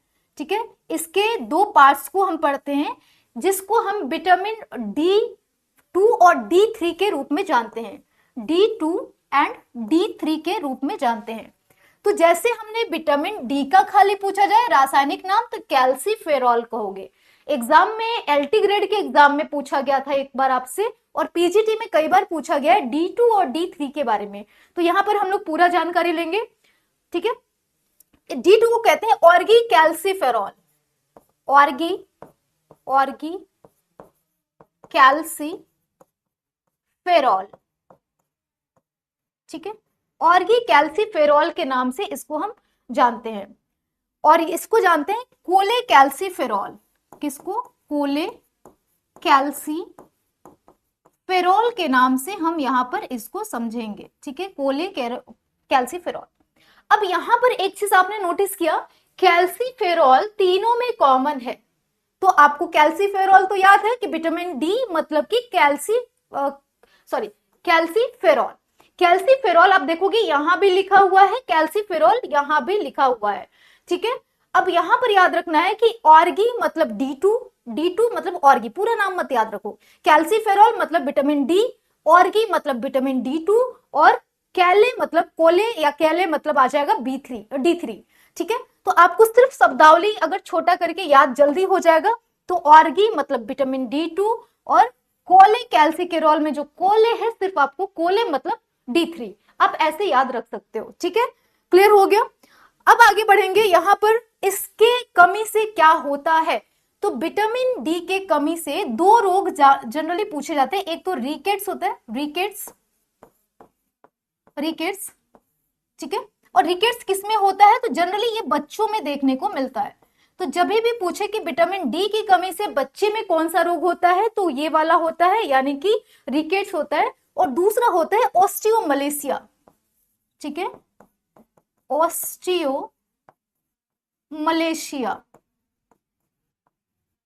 ऑस्टियोमलेशिया ये होता है वृद्धों में, होता है वृद्धों में यानी बुजुर्गों में होता है ये ऑस्टियोमलेशिया।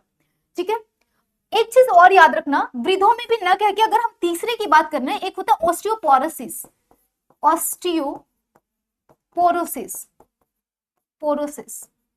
ये होता है आपके वृद्धों में। ठीक है, और ये वाला जो होता है वो यंग में। और हमने कई बार आपको याद भी कराया था कि जिसमें मलेशिया शब्द हो तो मलेशिया कौन घूमने जाएगा? वृद्ध तो जाएंगे नहीं। तो ये जो होता है विटामिन डी की कमी से, ये प्रौढ़ों में देखने को मिलता है। ठीक है, तो बच्चों में रिकेट्स, प्रौढ़ों में ऑस्टियोमलेशिया, और ऑस्टियोपोरोसिस जो होता है ये होता है आपके वृद्धों में। ऐसे आप याद रख सकते हो। मलेशिया कौन घूमने जाएगा? यंगेस्ट लोग जाएंगे, है ना, वृद्ध लोग थोड़ी जाएंगे। वो तो अब राम राम कहने का टाइम आ गया, है ना, या फिर अपने अपने गॉड को याद करने का टाइम आ गया। तो ये लोग कहाँ जाएंगे? ये लोग मलेशिया घूम सकते हैं। अब कुछ बुजुर्ग अगर देख रहे होंगे वीडियो, कहेंगे अच्छा ये देखो हमको अंडर एस्टिमेट कर रही है लड़की, है ना, कहेंगे चलो चलते हैं घूमने। ऑस्टियोपोरोसिस हुआ है लेकिन वो, ठीक है, पोरोसिस। क्लियर हो गया। आगे बढ़ा जाए, नेक्स्ट पे आते हैं। अब विटामिन डी की कमी और सारी चीजें तो हमने देख ली, लेकिन अब यहाँ पर पॉइंट आता है कि विटामिन डी पाया किस में जाएगा? तो मछलीकृत तेल, दूध, अंडा। ठीक है, मछलीकृत तेल में मिलता है। दूध इसका एक बहुत अच्छा सोर्स होता है। अंडा भी, इसमें भी विटामिन डी मिलेगा। सूर्य की रोशनी में मिलता है, सूर्य की रोशनी में। लेकिन याद रखना ये प्रातः रोशनी में मिलता है, ऐसा नहीं कि दोपहरिया में बैठ गए। दोपहरिया समझते हो ना, मतलब कि दोपहर का टाइम, तो दोपहरिया बोलते हैं हम लोग। तो उसमें अगर बैठ गए तो विटामिन डी नहीं मिलेगा। ठीक है, स्टार्टिंग में जब सन की रेजेस कह सकते हो कि स्टार्ट होती है ना, वहां पर इनकी रोशनी में आप विटामिन डी ले सकते हो। ऐसे माना जाता है कि अगर 10 से 15 मिनट आप, यानी कि ठंडी के दिन में आप आधे घंटे तक धूप में बैठ सकते हो, कोई दिक्कत की बात नहीं है। गर्मी के दिन में भी आपको 5 to 7 मिनट या 10 मिनट तक धूप सेकना चाहिए, जिससे आपकी विटामिन डी मिलते रहेगी। ठीक है, तो ये तो हो गया विटामिन डी के सभी एस्पेक्ट के बारे में। अब हम आते हैं विटामिन ए के बारे में पढ़ेंगे हम लोग। ठीक है, तो अब इसको हम रिमूव करते हैं यहां से, और यहां पर हम लोग पढ़ेंगे विटामिन ई के बारे में। ए भी ऑलरेडी पढ़ लिया था हम लोगों ने, ये याद रखना बहुत इंपॉर्टेंट है, कई बार इससे पूछा जाता है। विटामिन डी के दोनों जो भाग हैं उसके बारे में। अब हम तीसरे की बात करेंगे, विटामिन ई की। विटामिन ई का रासायनिक नाम क्या है? तो आप बोलोगे टोकोफेरॉल। क्या नाम है इसका? टोकोफेरॉल। टोकोफेरॉल, ठीक है, इसको कहते हैं विटामिन ई का रासायनिक नाम। कमी से क्या होता है? तो इसकी कमी से जनन या प्रजनन शक्ति में कमी होती है, यानी कि जनन या कह सकते हो प्रजनन शक्ति का क्षीण होना, प्रजनन शक्ति में कमी हमें देखने को मिलती है। ठीक है, अगर कोई महिला प्रेग्नेंट नहीं हो पा रही है तो उसमें कह सकते हो इनिशियली डॉक्टर जो बताते हैं ना, वो कहते हैं विटामिन ई का कैप्सूल भी दिया जाता है, क्योंकि ये एक नेसेसरी विटामिन है जो कि इसकी कमी की वजह से प्रेगनेंसी कंसीव नहीं हो पाता है। ठीक है, तो विटामिन ई हो गया। मिलेगा किसमें ये? तो पत्ती वाली सब्जियां हो गई, दूध हो गया, पत्तेदार सब्जियां। देखो सब्जी कितनी चीजों का सोर्स है ना, सब्जियां, दूध में मिलेगा आपको। अंकुरित गेहूं में बहुत मात्रा में मिलता है। अंकुरित गेहूं, अगर गेहूं आप अंकुरित खाते हो ना, या मोटा अनाज, तो उसमें आपको विटामिन ए की प्रेजेंस देखने को मिलेगी। मक्खन में, दूध के साथ मक्खन भी आप लिख सकते हो, मक्खन में मिलेगा। ठीक है, तो ये सारी चीजें हैं जो इसके सोर्स है। वानस्पतिक तेल इज ऑल्सो इंपॉर्टेंट। वानस्पतिक तेल, वानस्पतिक तेल में भी ये पाया जाता है। तो ये कुछ सोर्सेस हो गए विटामिन ई से संबंधित, बात को यहाँ पर हम लोगों ने समझ लिया। इसको आप नोट करते रहेंगे, इंपॉर्टेंट है। ठीक है, अब ये तो हो गया विटामिन ई के बारे में। ए हमने डिस्कस कर लिया, बी के सारे एस्पेक्ट हमने पहले वाले वीडियो में डिस्कस कर लिया था। आज हमने विटामिन सी को पढ़ लिया, विटामिन सी कंप्लीट कर लिया, विटामिन डी को पढ़ लिया, और D2 और D3 को हमने यहाँ पे पढ़ लिया। ऐसे भी पूछा जा सकता है कि इनमें से कौन से विटामिन डी के भाग में शामिल नहीं है। Vitamin D1, D2, D3, D4, answer क्या हो जाएगा? डी और D2, D3 तो शामिल है, D1 शामिल नहीं होता है। ठीक है, तो क्वेश्चंस ऐसे भी आपके बन सकते हैं। अब यहाँ पर हमने डी को कंप्लीट कर लिया, डी के बाद हमने ई कंप्लीट कर लिया, और ई के बाद जो इंपॉर्टेंट विटामिन आता है हमारे पास वो है कौन सा? तो आपको हो गए विटामिन के। तो ये एक इंपॉर्टेंट है विटामिन के। अब के के बारे में अगर हम बात करें तो फिलोक्विनोन के नाम से जानते हैं, फिलोक्विनोन, फिलोक्विनोन के नाम से इसको जाना जाता है। उसके बाद इसकी कमी से होने वाले रोग क्या है? तो इसकी कमी से रक्त का थक्का न बनना, ये इंपॉर्टेंट है भाई, कई बार पूछा हुआ है। रक्त का थक्का न बनना इसके कमी से होता है, यानी जो ब्लड की क्लॉथिंग है ना वो नहीं हो पाएगी। ब्लड की क्लॉथिंग क्या होती है? तो जिससे अभी हम हाथ काट दे अपना, मतलब काटेंगे नहीं ऐसे मत सोचना कि काट वाट रहे हैं, ठीक है, लेकिन मान लो हाथ कट जाए ना तो ब्लड निकलने लगता है, और ब्लड निकलने लगता है, लेकिन थोड़ी देर बाद आप देखते हो कि ब्लड निकलना बंद भी हो जाता है। या तो आप उस पे पानी के सामने, धार वाले पानी के सामने अपने हाथ को रख दो, थोड़ी देर 2 मिनट बाद वो बंद हो जाएगा, या फिर आप बैंडेज कर लो तो बंद हो जाता है। लेकिन अगर विटामिन के की कमी होगी ना, तो आप चाहे पानी की धार में हाथ को रख लो, या फिर उस पर कोई बर्फ लगा लो, या कोई भी चीज कर लो उसको स्टॉप करने के लिए, वो स्टॉप नहीं होगा। क्यों? क्योंकि आपके शरीर में विटामिन के की कमी होगी। तो इसका होना रक्त के थक्का बनने में सहयोगी होता है, और नहीं बनना मतलब कि विटामिन के का कमी है। स्रोत क्या होगा विटामिन के लिए? तो आपको होगे टमाटर और हरी सब्जियां, टमाटर और हरी सब्जियां, हरी सब्जियां इसके सोर्स के रूप में जाने जाते हैं। ठीक है, क्लियर हो गई बात यहाँ पे? तो ये तो विटामिन के बारे में अगर हम देखें ना, तो इससे ज्यादा आपसे अभी तक एग्जाम में नहीं पूछा गया है। ठीक है, चलो, प्रीति कुमारी जी, प्रीति रावत, गुड इवनिंग बच्चे सभी को, वेरी गुड इवनिंग। हाँ, विटामिन ई को तो हम लोगों ने यहाँ पे डिस्कस कर लिया। अब जो हम बात करने वाले हैं वो बहुत इंपॉर्टेंट चैप्टर को शुरू करने वाले हैं आपके। और जो चैप्टर क्या आप कह सकते हो कि आज जो हमने और विटामिन वाला पहला चैप्टर किया था आपने, तो ये पार्ट 2 में आपने देखा कि ये सारे विटामिन हमारे कंप्लीट हो गए। हमने उसी विटामिन को डिस्कस किया है जो आपसे मल्टीपल टाइम एग्जाम में पूछे जाते हैं, और उस फैक्टर को हमने लिया है जहां से क्वेश्चंस बनने की संभावना आपके काफी ज्यादा होते हैं। अब हम बात करेंगे कुछ इंपॉर्टेंट डेट के बारे में। तो महत्वपूर्ण डेट, महत्वपूर्ण महत्वपूर्ण टॉपिक्स या कह सकते हो फैक्ट को हम डिस्कस करेंगे। ठीक है, कुछ फैक्ट्स हैं जिसको हम यहाँ पर डिस्कस करेंगे। इंपॉर्टेंट फैक्ट्स कह सकते हो, महत्वपूर्ण शब्दावली कह सकते हो, जो आपसे कई बार एग्जाम में पूछे गए हैं और मे भी आने वाले एग्जाम में पूछे जाने की संभावना ज्यादा होगी। तो महत्वपूर्ण फैक्ट्स जो होंगे वो कह सकते हो कि सभी एग्जाम के लिए इंपॉर्टेंट होंगे, यानी यहां से आपका होम साइंस में तो पूछा ही जाता है, प्लस अगर आप जीएस पढ़ते हैं तो कॉमन रूप से यहाँ पर इंपॉर्टेंट हो जाता है ये जो आप डिस्कस करने जा रहे हैं।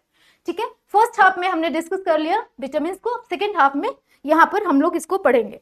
ठीक है जी, चले अब आते हैं अपने पॉइंट्स पे। सबसे पहले बच्चे पूछा जाता है आपसे कैम्ब्रिज विश्वविद्यालय के बारे में। कैम्ब्रिज विश्वविद्यालय की स्थापना, विश्वविद्यालय के बारे में। अब कैम्ब्रिज विश्वविद्यालय की स्थापना हुई कब थी, इसको रटने वाली चीजें मैं पढ़ा रही हूं, इसको आंख बंद करके सिर्फ सुन सुन के रट लेना बहुत इंपॉर्टेंट है, ये समझ लो। 1873 में हुआ था। कब हुआ था? 1873 में इसकी स्थापना की गई थी। क्लियर हो गया? और इसमें हुआ क्या था, तो आप कहेंगे इस तो कैम्ब्रिज विश्वविद्यालय में पहली बार प्रसार शिक्षा की बात की गई थी। प्रसार शिक्षा की बात की गई थी कि ऐसा कुछ होना चाहिए, एक्सटेंशन एजुकेशन नामक एक सब्जेक्ट होनी चाहिए जिसके द्वारा हम लोगों को क्या करें, अवेयर कर सके, उनके स्किल को डेवलप कर सके और उनको एग्जिस्टेंट कर सके, उन्हीं की जगहों पर उनको पारंगत कर सके, या कह सकते हो कि अपने लाइफ को जीने के लिए कैपेबल बना सके। इस तरह की बातें प्रसार शिक्षा के माध्यम से कैम्ब्रिज विश्वविद्यालय में सबसे पहले 1873 में इसको इंट्रोड्यूस किया गया। राइट, अब आते हैं दूसरे शब्दावली के बारे में। भारतीय गृह विज्ञान संघ का दूसरा पॉइंट अगर हम देखें, भारतीय गृह विज्ञान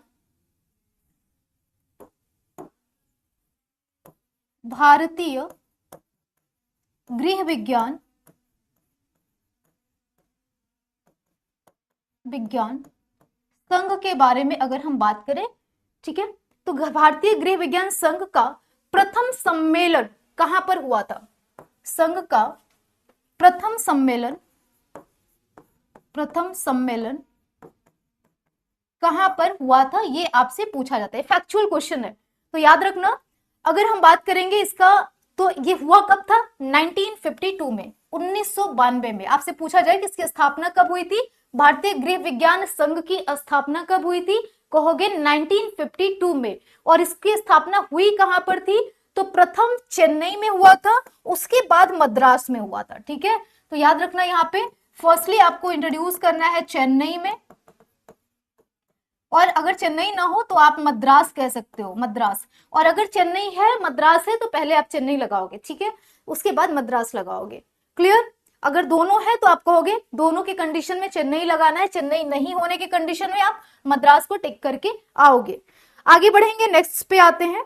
तीसरे इंपॉर्टेंट फैक्ट की अगर हम बात कर ले, थर्ड नंबर पे, और क्या डेट में आपके लिए इंपॉर्टेंट है, तो अध्यापन कार्यक्रम के विषय के रूप में, अध्यापन कार्यक्रम के विषय के रूप में,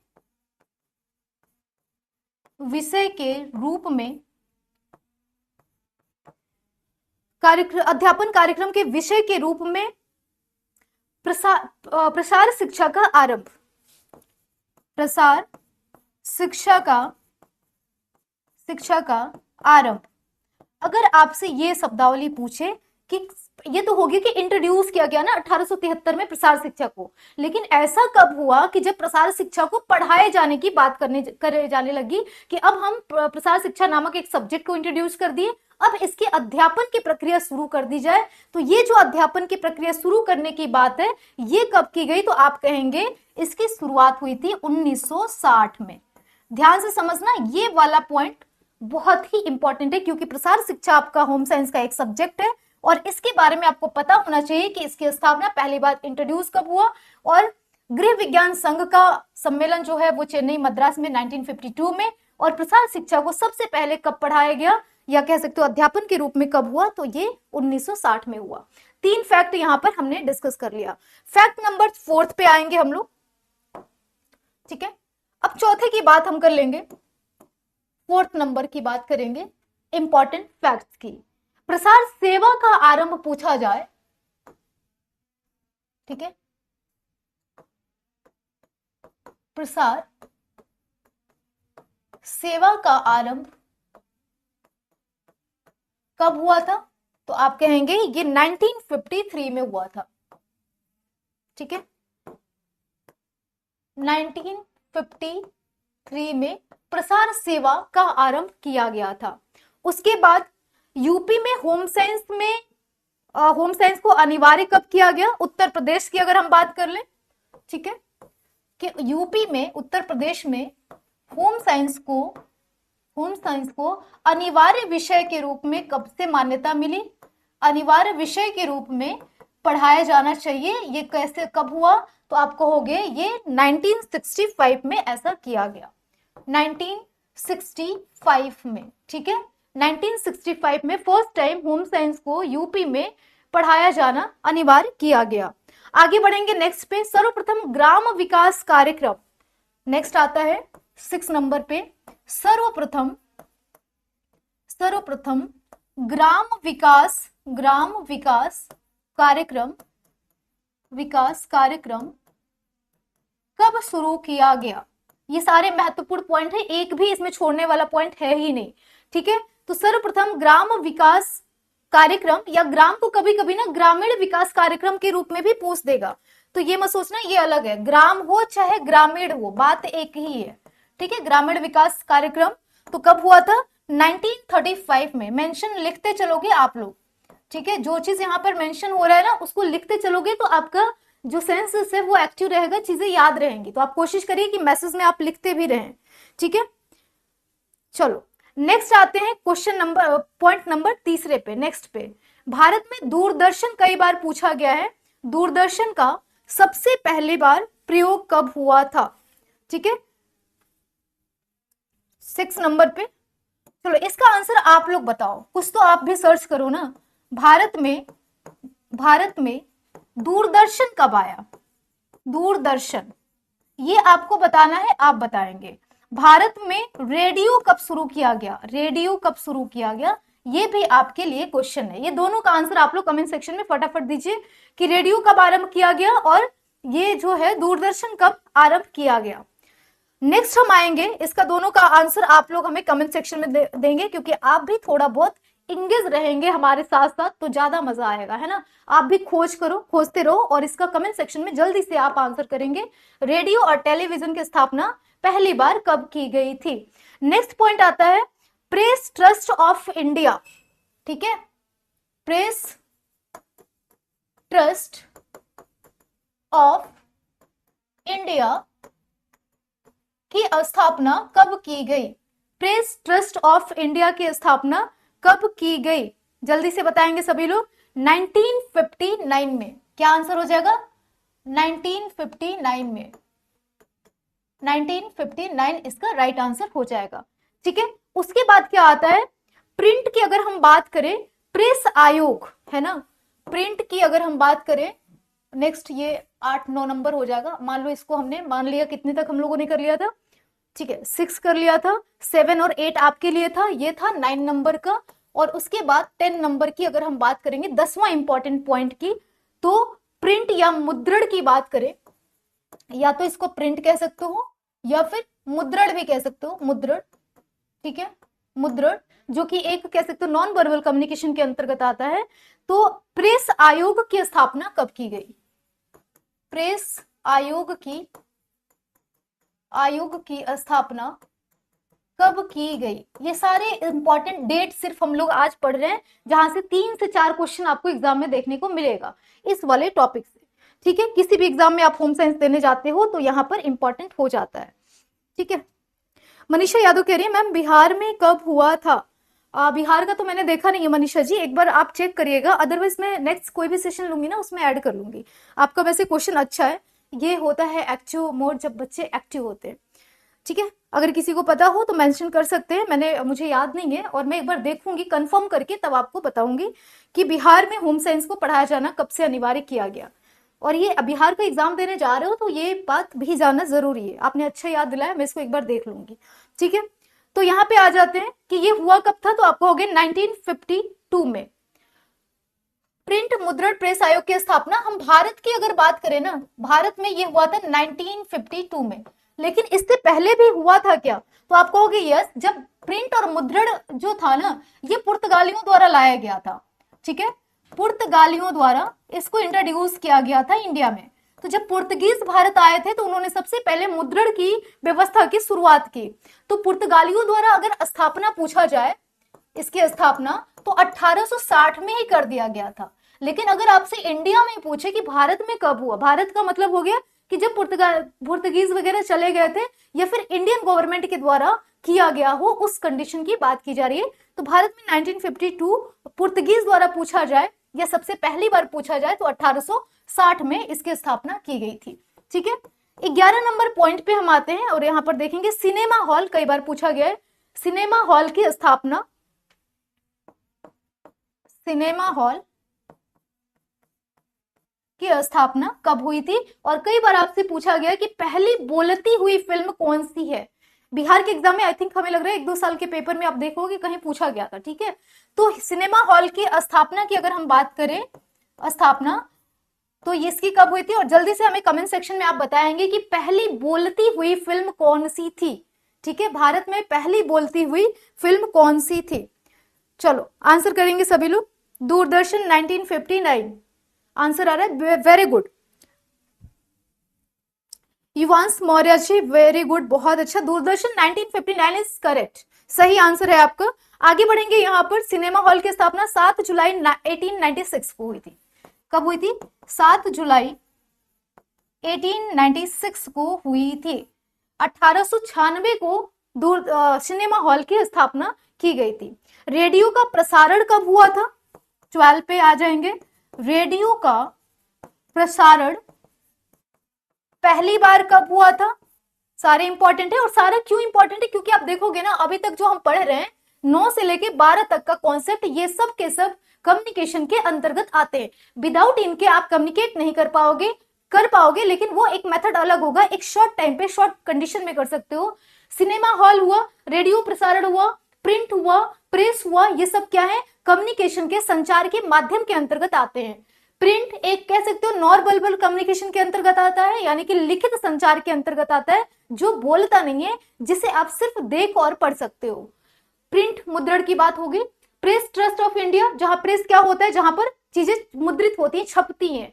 सिनेमा हॉल क्या हो गया, जिसमें आप ऑडियो विजुअल कह सकते हो कॉन्सेप्ट है ये, यानी कि जहां पर देख और सुन दोनों सकते हो, यानी कि दृश्य श्रव्य सामग्री के अंतर्गत आएगा। प्रिंट और मुद्रण किसके अंतर्गत आएगा, सिर्फ दृश्य सामग्री के अंतर्गत आएगा। रेडियो प्रसारण की बात करेंगे, सिर्फ व सिर्फ क्या है, मतलब सुनने वाले के अंतर्गत आएगा। श्रव्य कैटेगरी के अंतर्गत आएगा, दृश्यता इसमें नहीं होती है। तो ये दोनों ही तीनों एस्पेक्ट में आपको यहाँ पर ध्यान देना है। तो रेडियो का प्रसारण कब हुआ था बच्चे, तो आप कहोगे 1920 में इसका पहली बार प्रसारित किया गया था, 1920 में। ठीक है, 1920 एक था ना मूवी था, 1920 एवल रिटर्न, खतरनाक वाली मूवी थी, है ना, देखा होगा, उससे आप रिलेट कर सकते हो कि जब वो मूवी आई थी उसी समय क्या हुआ था, रेडियो का प्रसारण किया गया था। ठीक है, कनेक्टिविटी बैठा सकते हो आप। आगे बढ़ेंगे, नेक्स्ट पे आते हैं, कलर टेलीविजन। ठीक है, अब हम बात करेंगे कलर टेलीविजन के बारे में। टेलीविजन यानी टीवी की बात करें, एक तो था टीवी का प्रसारण या टीवी की स्थापना या दूरदर्शन की स्थापना, जहां पे दूरदर्शन देखते थे ना ब्लैक एंड व्हाइट में आता था, लेकिन अगर हम कलर में आ जाए एग्जाम में कि कलर में कब हुआ था, और याद रखना मैच द फॉलोइंग भी पूछा जा सकता है अगर टफ बनाना होगा तो। कलर टेलीविजन की स्थापना हुई थी कब? 1982 में, ठीक है, 1982 में। और अगर खाली टेलीविजन लिखे, अगर खाली टेलीविजन लिखे तो 1959 में। हमने क्या लिख दिया ये, ठीक है, एक बार इसको कंफर्म कर लेते हैं। हाँ 1982, 1982 और ये 1959 है, ठीक है। ये दोनों डेट आपको याद रखना है टीवी के बारे में, दूरदर्शन के बारे में। आई होप की चीजें आपको प्रॉपरली समझ में आ रहा होगा। नहीं बबीता यादव जी 1957 नहीं है, 1959 इज करेक्ट आंसर है इसका, ठीक है। चलिए next important fact, fact number 13, ठीक है। अकॉर्डिंग टू मी ये 12 था, अब हम 13 नंबर फैक्ट को डिस्कस करेंगे। आई थिंक कि मैं कोशिश करूंगी 50 फैक्ट आज आपको यहाँ पे डिस्कस कर ले। तो 13 नंबर फैक्ट में है कि हिंसा की समाप्ति संबंधी, हिंसा की समाप्ति के संबंध में, समाप्ति के संबंध में यूएन, यूनाइटेड नेशन की घोषणा पत्र कब आया, ठीक है, कि जिससे हिंसा ना हो, और हिंसा के संबंध में जो यूएन घोषणा था वो कब लाया गया, तो आप कहोगे यूएन घोषणा आया था 1993 में, ठीक है। 1993 में यूनाइटेड नेशन की तरफ से घोषणा पत्र जारी हुआ था, किसके संबंध में था, हिंसा की समाप्ति के संबंध में। हिंसा की समाप्ति में आप देख सकते हो, ज्यादा पढ़ना चाहो तो, कि हिंसा के रूप में किसको किसको इंट्रोड्यूस किया गया है, कि किसको हम हिंसा मानेंगे, ठीक है। और यूएन पूछ देगा कि किसने ये घोषणा जारी किया था, तो यूनाइटेड नेशन के द्वारा ये घोषणा जारी किया गया था। नेक्स्ट आता है 14 नंबर पॉइंट पे कि सेवाग्राम योजना, ठीक है, सेवाग्राम योजना कब आया, आप कहेंगे 1920 में, 1920 में, ठीक है, 1920 में, क्लियर। उसके बाद क्या हो गया, सेवाग्राम योजना के बाद इटावा पायलट प्रोजेक्ट, ठीक है, इटावा पायलट प्रोजेक्ट। जल्दी से बताएंगे कि इसके संस्थापक कौन है, प्रोजेक्ट किसने इटावा पायलट प्रोजेक्ट को इंट्रोड्यूस किया था, कमेंट सेक्शन में आप दीजिए। 1948 राइट आंसर क्या हो जाएगा, 1948। ये इटावा पायलट प्रोजेक्ट कई बार एग्जाम में पूछा है, आपको पता होगा। ये किसने इंट्रोड्यूस किया था इस प्रोजेक्ट को, वो आपको कमेंट सेक्शन में बताना है। जिसको भी पता होगा जल्दी से बताएंगे फटाफट से, उससे क्या होगा कि जिसको नहीं पता होगा वो भी बच्चे जान जाएंगे, और जो टाइप करेंगे उनके लिए तो बेहतरीन है, क्योंकि उनको और भी अच्छे से याद हो जाएगा, ठीक है। आगे बढ़ा जाए नेक्स्ट पे, इटावा पायलट प्रोजेक्ट हो गया। अब 16 नंबर को हम यहां पर देखते हैं, जो कि बहुत ही इंपॉर्टेंट है, ये वाला 16 नंबर, सामुदायिक विकास कार्यक्रम। कौन सा है, सामुदायिक विकास कार्यक्रम आया कब था, कहोगे 1952 में, ठीक है। सामुदायिक विकास कार्यक्रम 1952। आपसे अगर डेट पूछ दे कि कब आया था, तो आपको यह भी याद रखना है कि 2 अक्टूबर को इसको लाया गया था। 2 अक्टूबर सामुदायिक विकास कार्यक्रम की स्थापना कब हुई थी, 2 अक्टूबर 1952 को हुई थी, ठीक है जी। श्री निकेतन योजना नेक्स्ट आ जाता है 17 नंबर पे, श्री निकेतन योजना, जो कि ये भी आपके लिए इंपॉर्टेंट है। योजना कब आया था, 1921 में, ठीक है, 1921 में, 1921 में।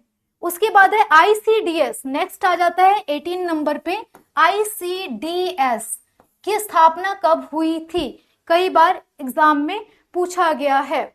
यहाँ पे आईसीडीएस, ठीक है, इसकी स्थापना कब हुई थी, 1975 में। इसकी स्थापना कब हुई थी, 1975 में। उसके बाद नेक्स्ट की बात अगर हम कर लें, ठीक है, चलो एक नेक्स्ट है इसी के संदर्भ में BIHI, ठीक है, BFHI, सॉरी 19 है एक BFHI, इसकी स्थापना कब की गई थी? तो इसका पहले तो फुल फॉर्म जानना जरूरी है, body finding hospital integrated, body finding hospital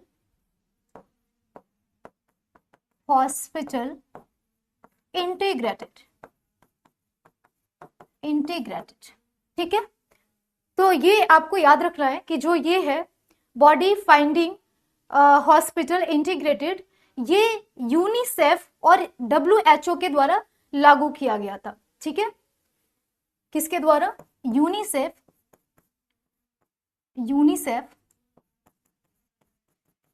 plus WHO के द्वारा इसे लागू किया था। किसको? BFHI को, ठीक है। यूनिसेफ प्लस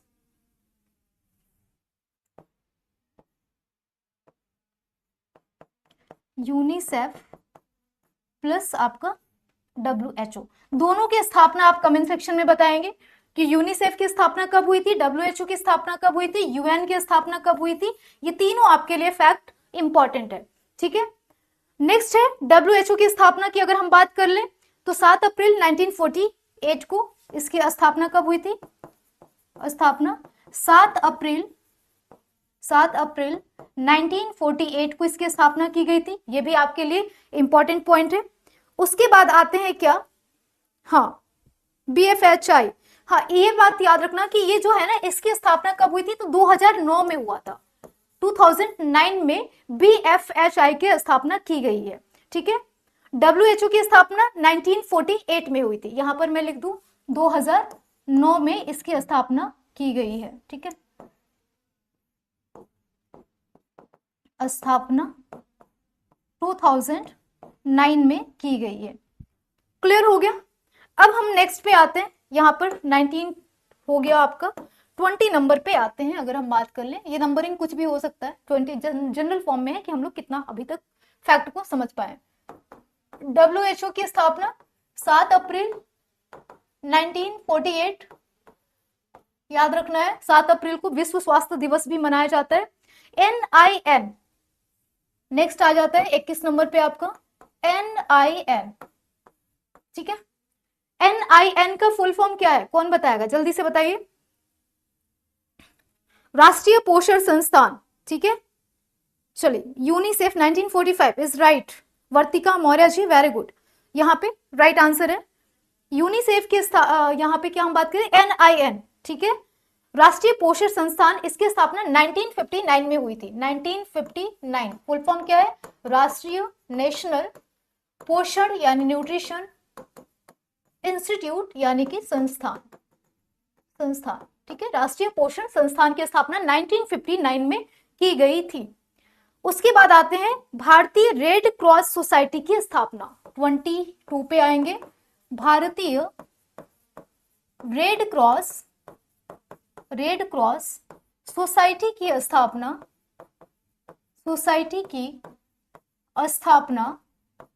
कब की गई थी? 1920 में की गई थी, 1920, ठीक है। भारतीय रेड क्रॉस सोसाइटी की स्थापना किस में की गई थी? 1920 में की गई थी। 23 पे आते हैं। 23 में कहा गया है ICAR की स्थापना, ICAR की स्थापना कब की गई थी? तो पूसा बिहार में की गई थी, पहली बात तो ये।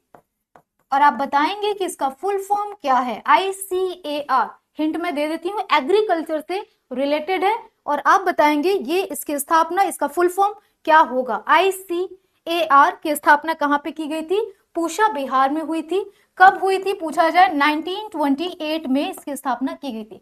5-5 का लिस्ट बना लो, दीवार पे चिपका लो, किचन में चिपका लो, चाहे जहां भी इसको रख लो, याद कर लो। 5-5 भी याद करोगे ना डेली, तो एग्जाम तक सारे डेट्स तो आपके याद ही हो जाएंगे। और आप सभी को पता है कि यहाँ से 2-3 क्वेश्चन, मैक्सिमम क्वेश्चन यहाँ से पूछे जाते हैं। डेट ना पूछ के पूछ देगा, फुल फॉर्म में पूछ देगा, है ना। यह डेट तो बहुत ही बेसिक सा है जो कि आपसे पूछा जा सकता है। महिला शिक्षा निधि की स्थापना। नेक्स्ट पॉइंट पे आएंगे, क्वेश्चन आपका पॉइंट नंबर है 23। महिला शिक्षा निधि की स्थापना, शिक्षा निधि की स्थापना, क्योंकि विमेन एम्पावरमेंट की बात की जा रही है तो महिला शिक्षा को हम कैसे छोड़ सकते हैं। महिला शिक्षा निधि की स्थापना कब हुई थी? 1928 में, 1928 में, 1928 में इसकी स्थापना की गई थी। उसके बाद आता है अंतरराष्ट्रीय महिला वर्ष को मान्यता कब मिला? 24 पे आएंगे। अंतरराष्ट्रीय महिला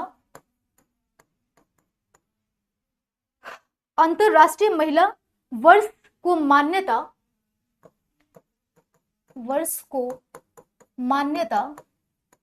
मिला था 1975 में, 1975 में। डेट वाले सारे पॉइंट्स आज आपके क्लियर हो जाएंगे, ठीक है? क्लियर सभी को, किसी को कोई डाउट नहीं होगा? एग्जैक्टली अंतरराष्ट्रीय महिला वर्ष को मान्यता कब मिला था?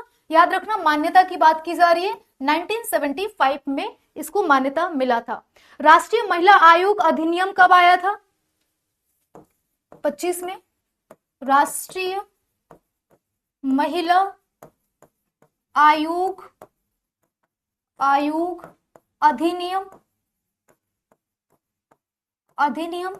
कब आया था, कब पारित हुआ? दोनों फैक्ट इंपॉर्टेंट है। 1990 में आया, अगर आपसे पूछेगा आया कब था, 1990 में। राष्ट्रीय महिला आयोग का गठन कब हुआ था? आप कहेंगे 2 साल बाद हुआ था, 1992 में हुआ था, 1992 में इसका गठन किया गया था, ठीक है?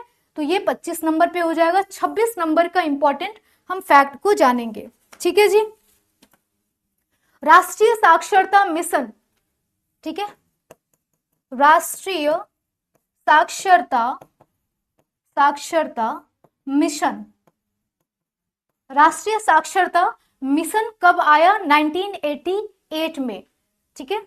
1988 में, 1988 में आया था। कौन सा?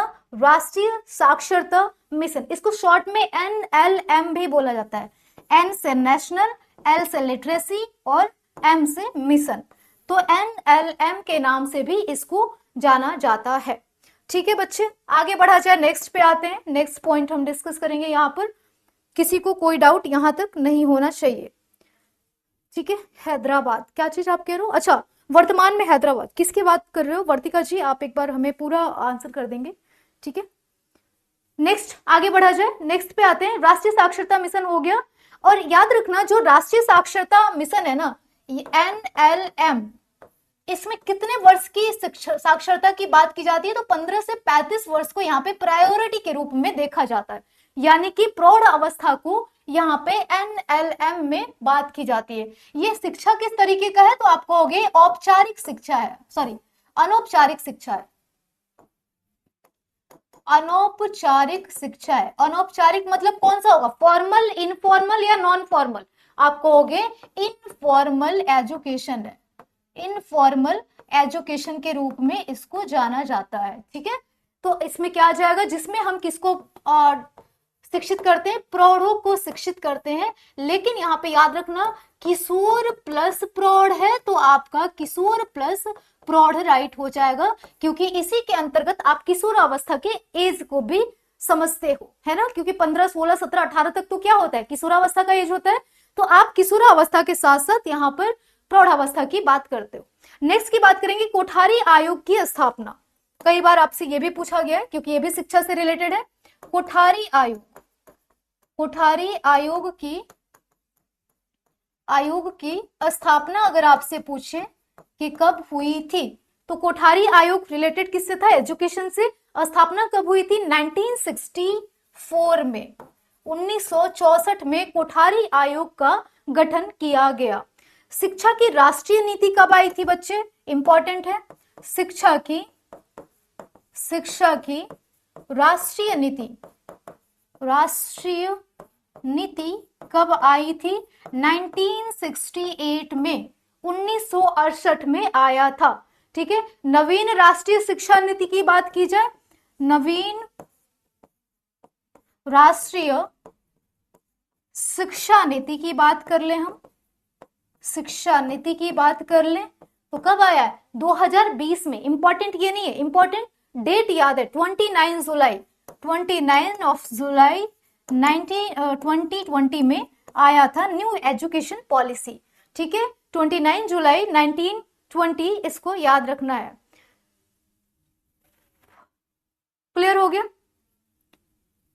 चलो, तो यहां तक आज हम लोग रहने दें, बाकी के पॉइंट्स को हम नेक्स्ट की क्लासेस में यहाँ पे कवर करेंगे। ठीक है, क्योंकि इसके बाद एप्लीकेशन पे भी क्लासेस हैं आपकी, तो जो बच्चे एप्लीकेशन वाले हैं आप थोड़ा रेस्ट करके 8 सवा 8 बजे से ज्वाइन कर सकते हैं।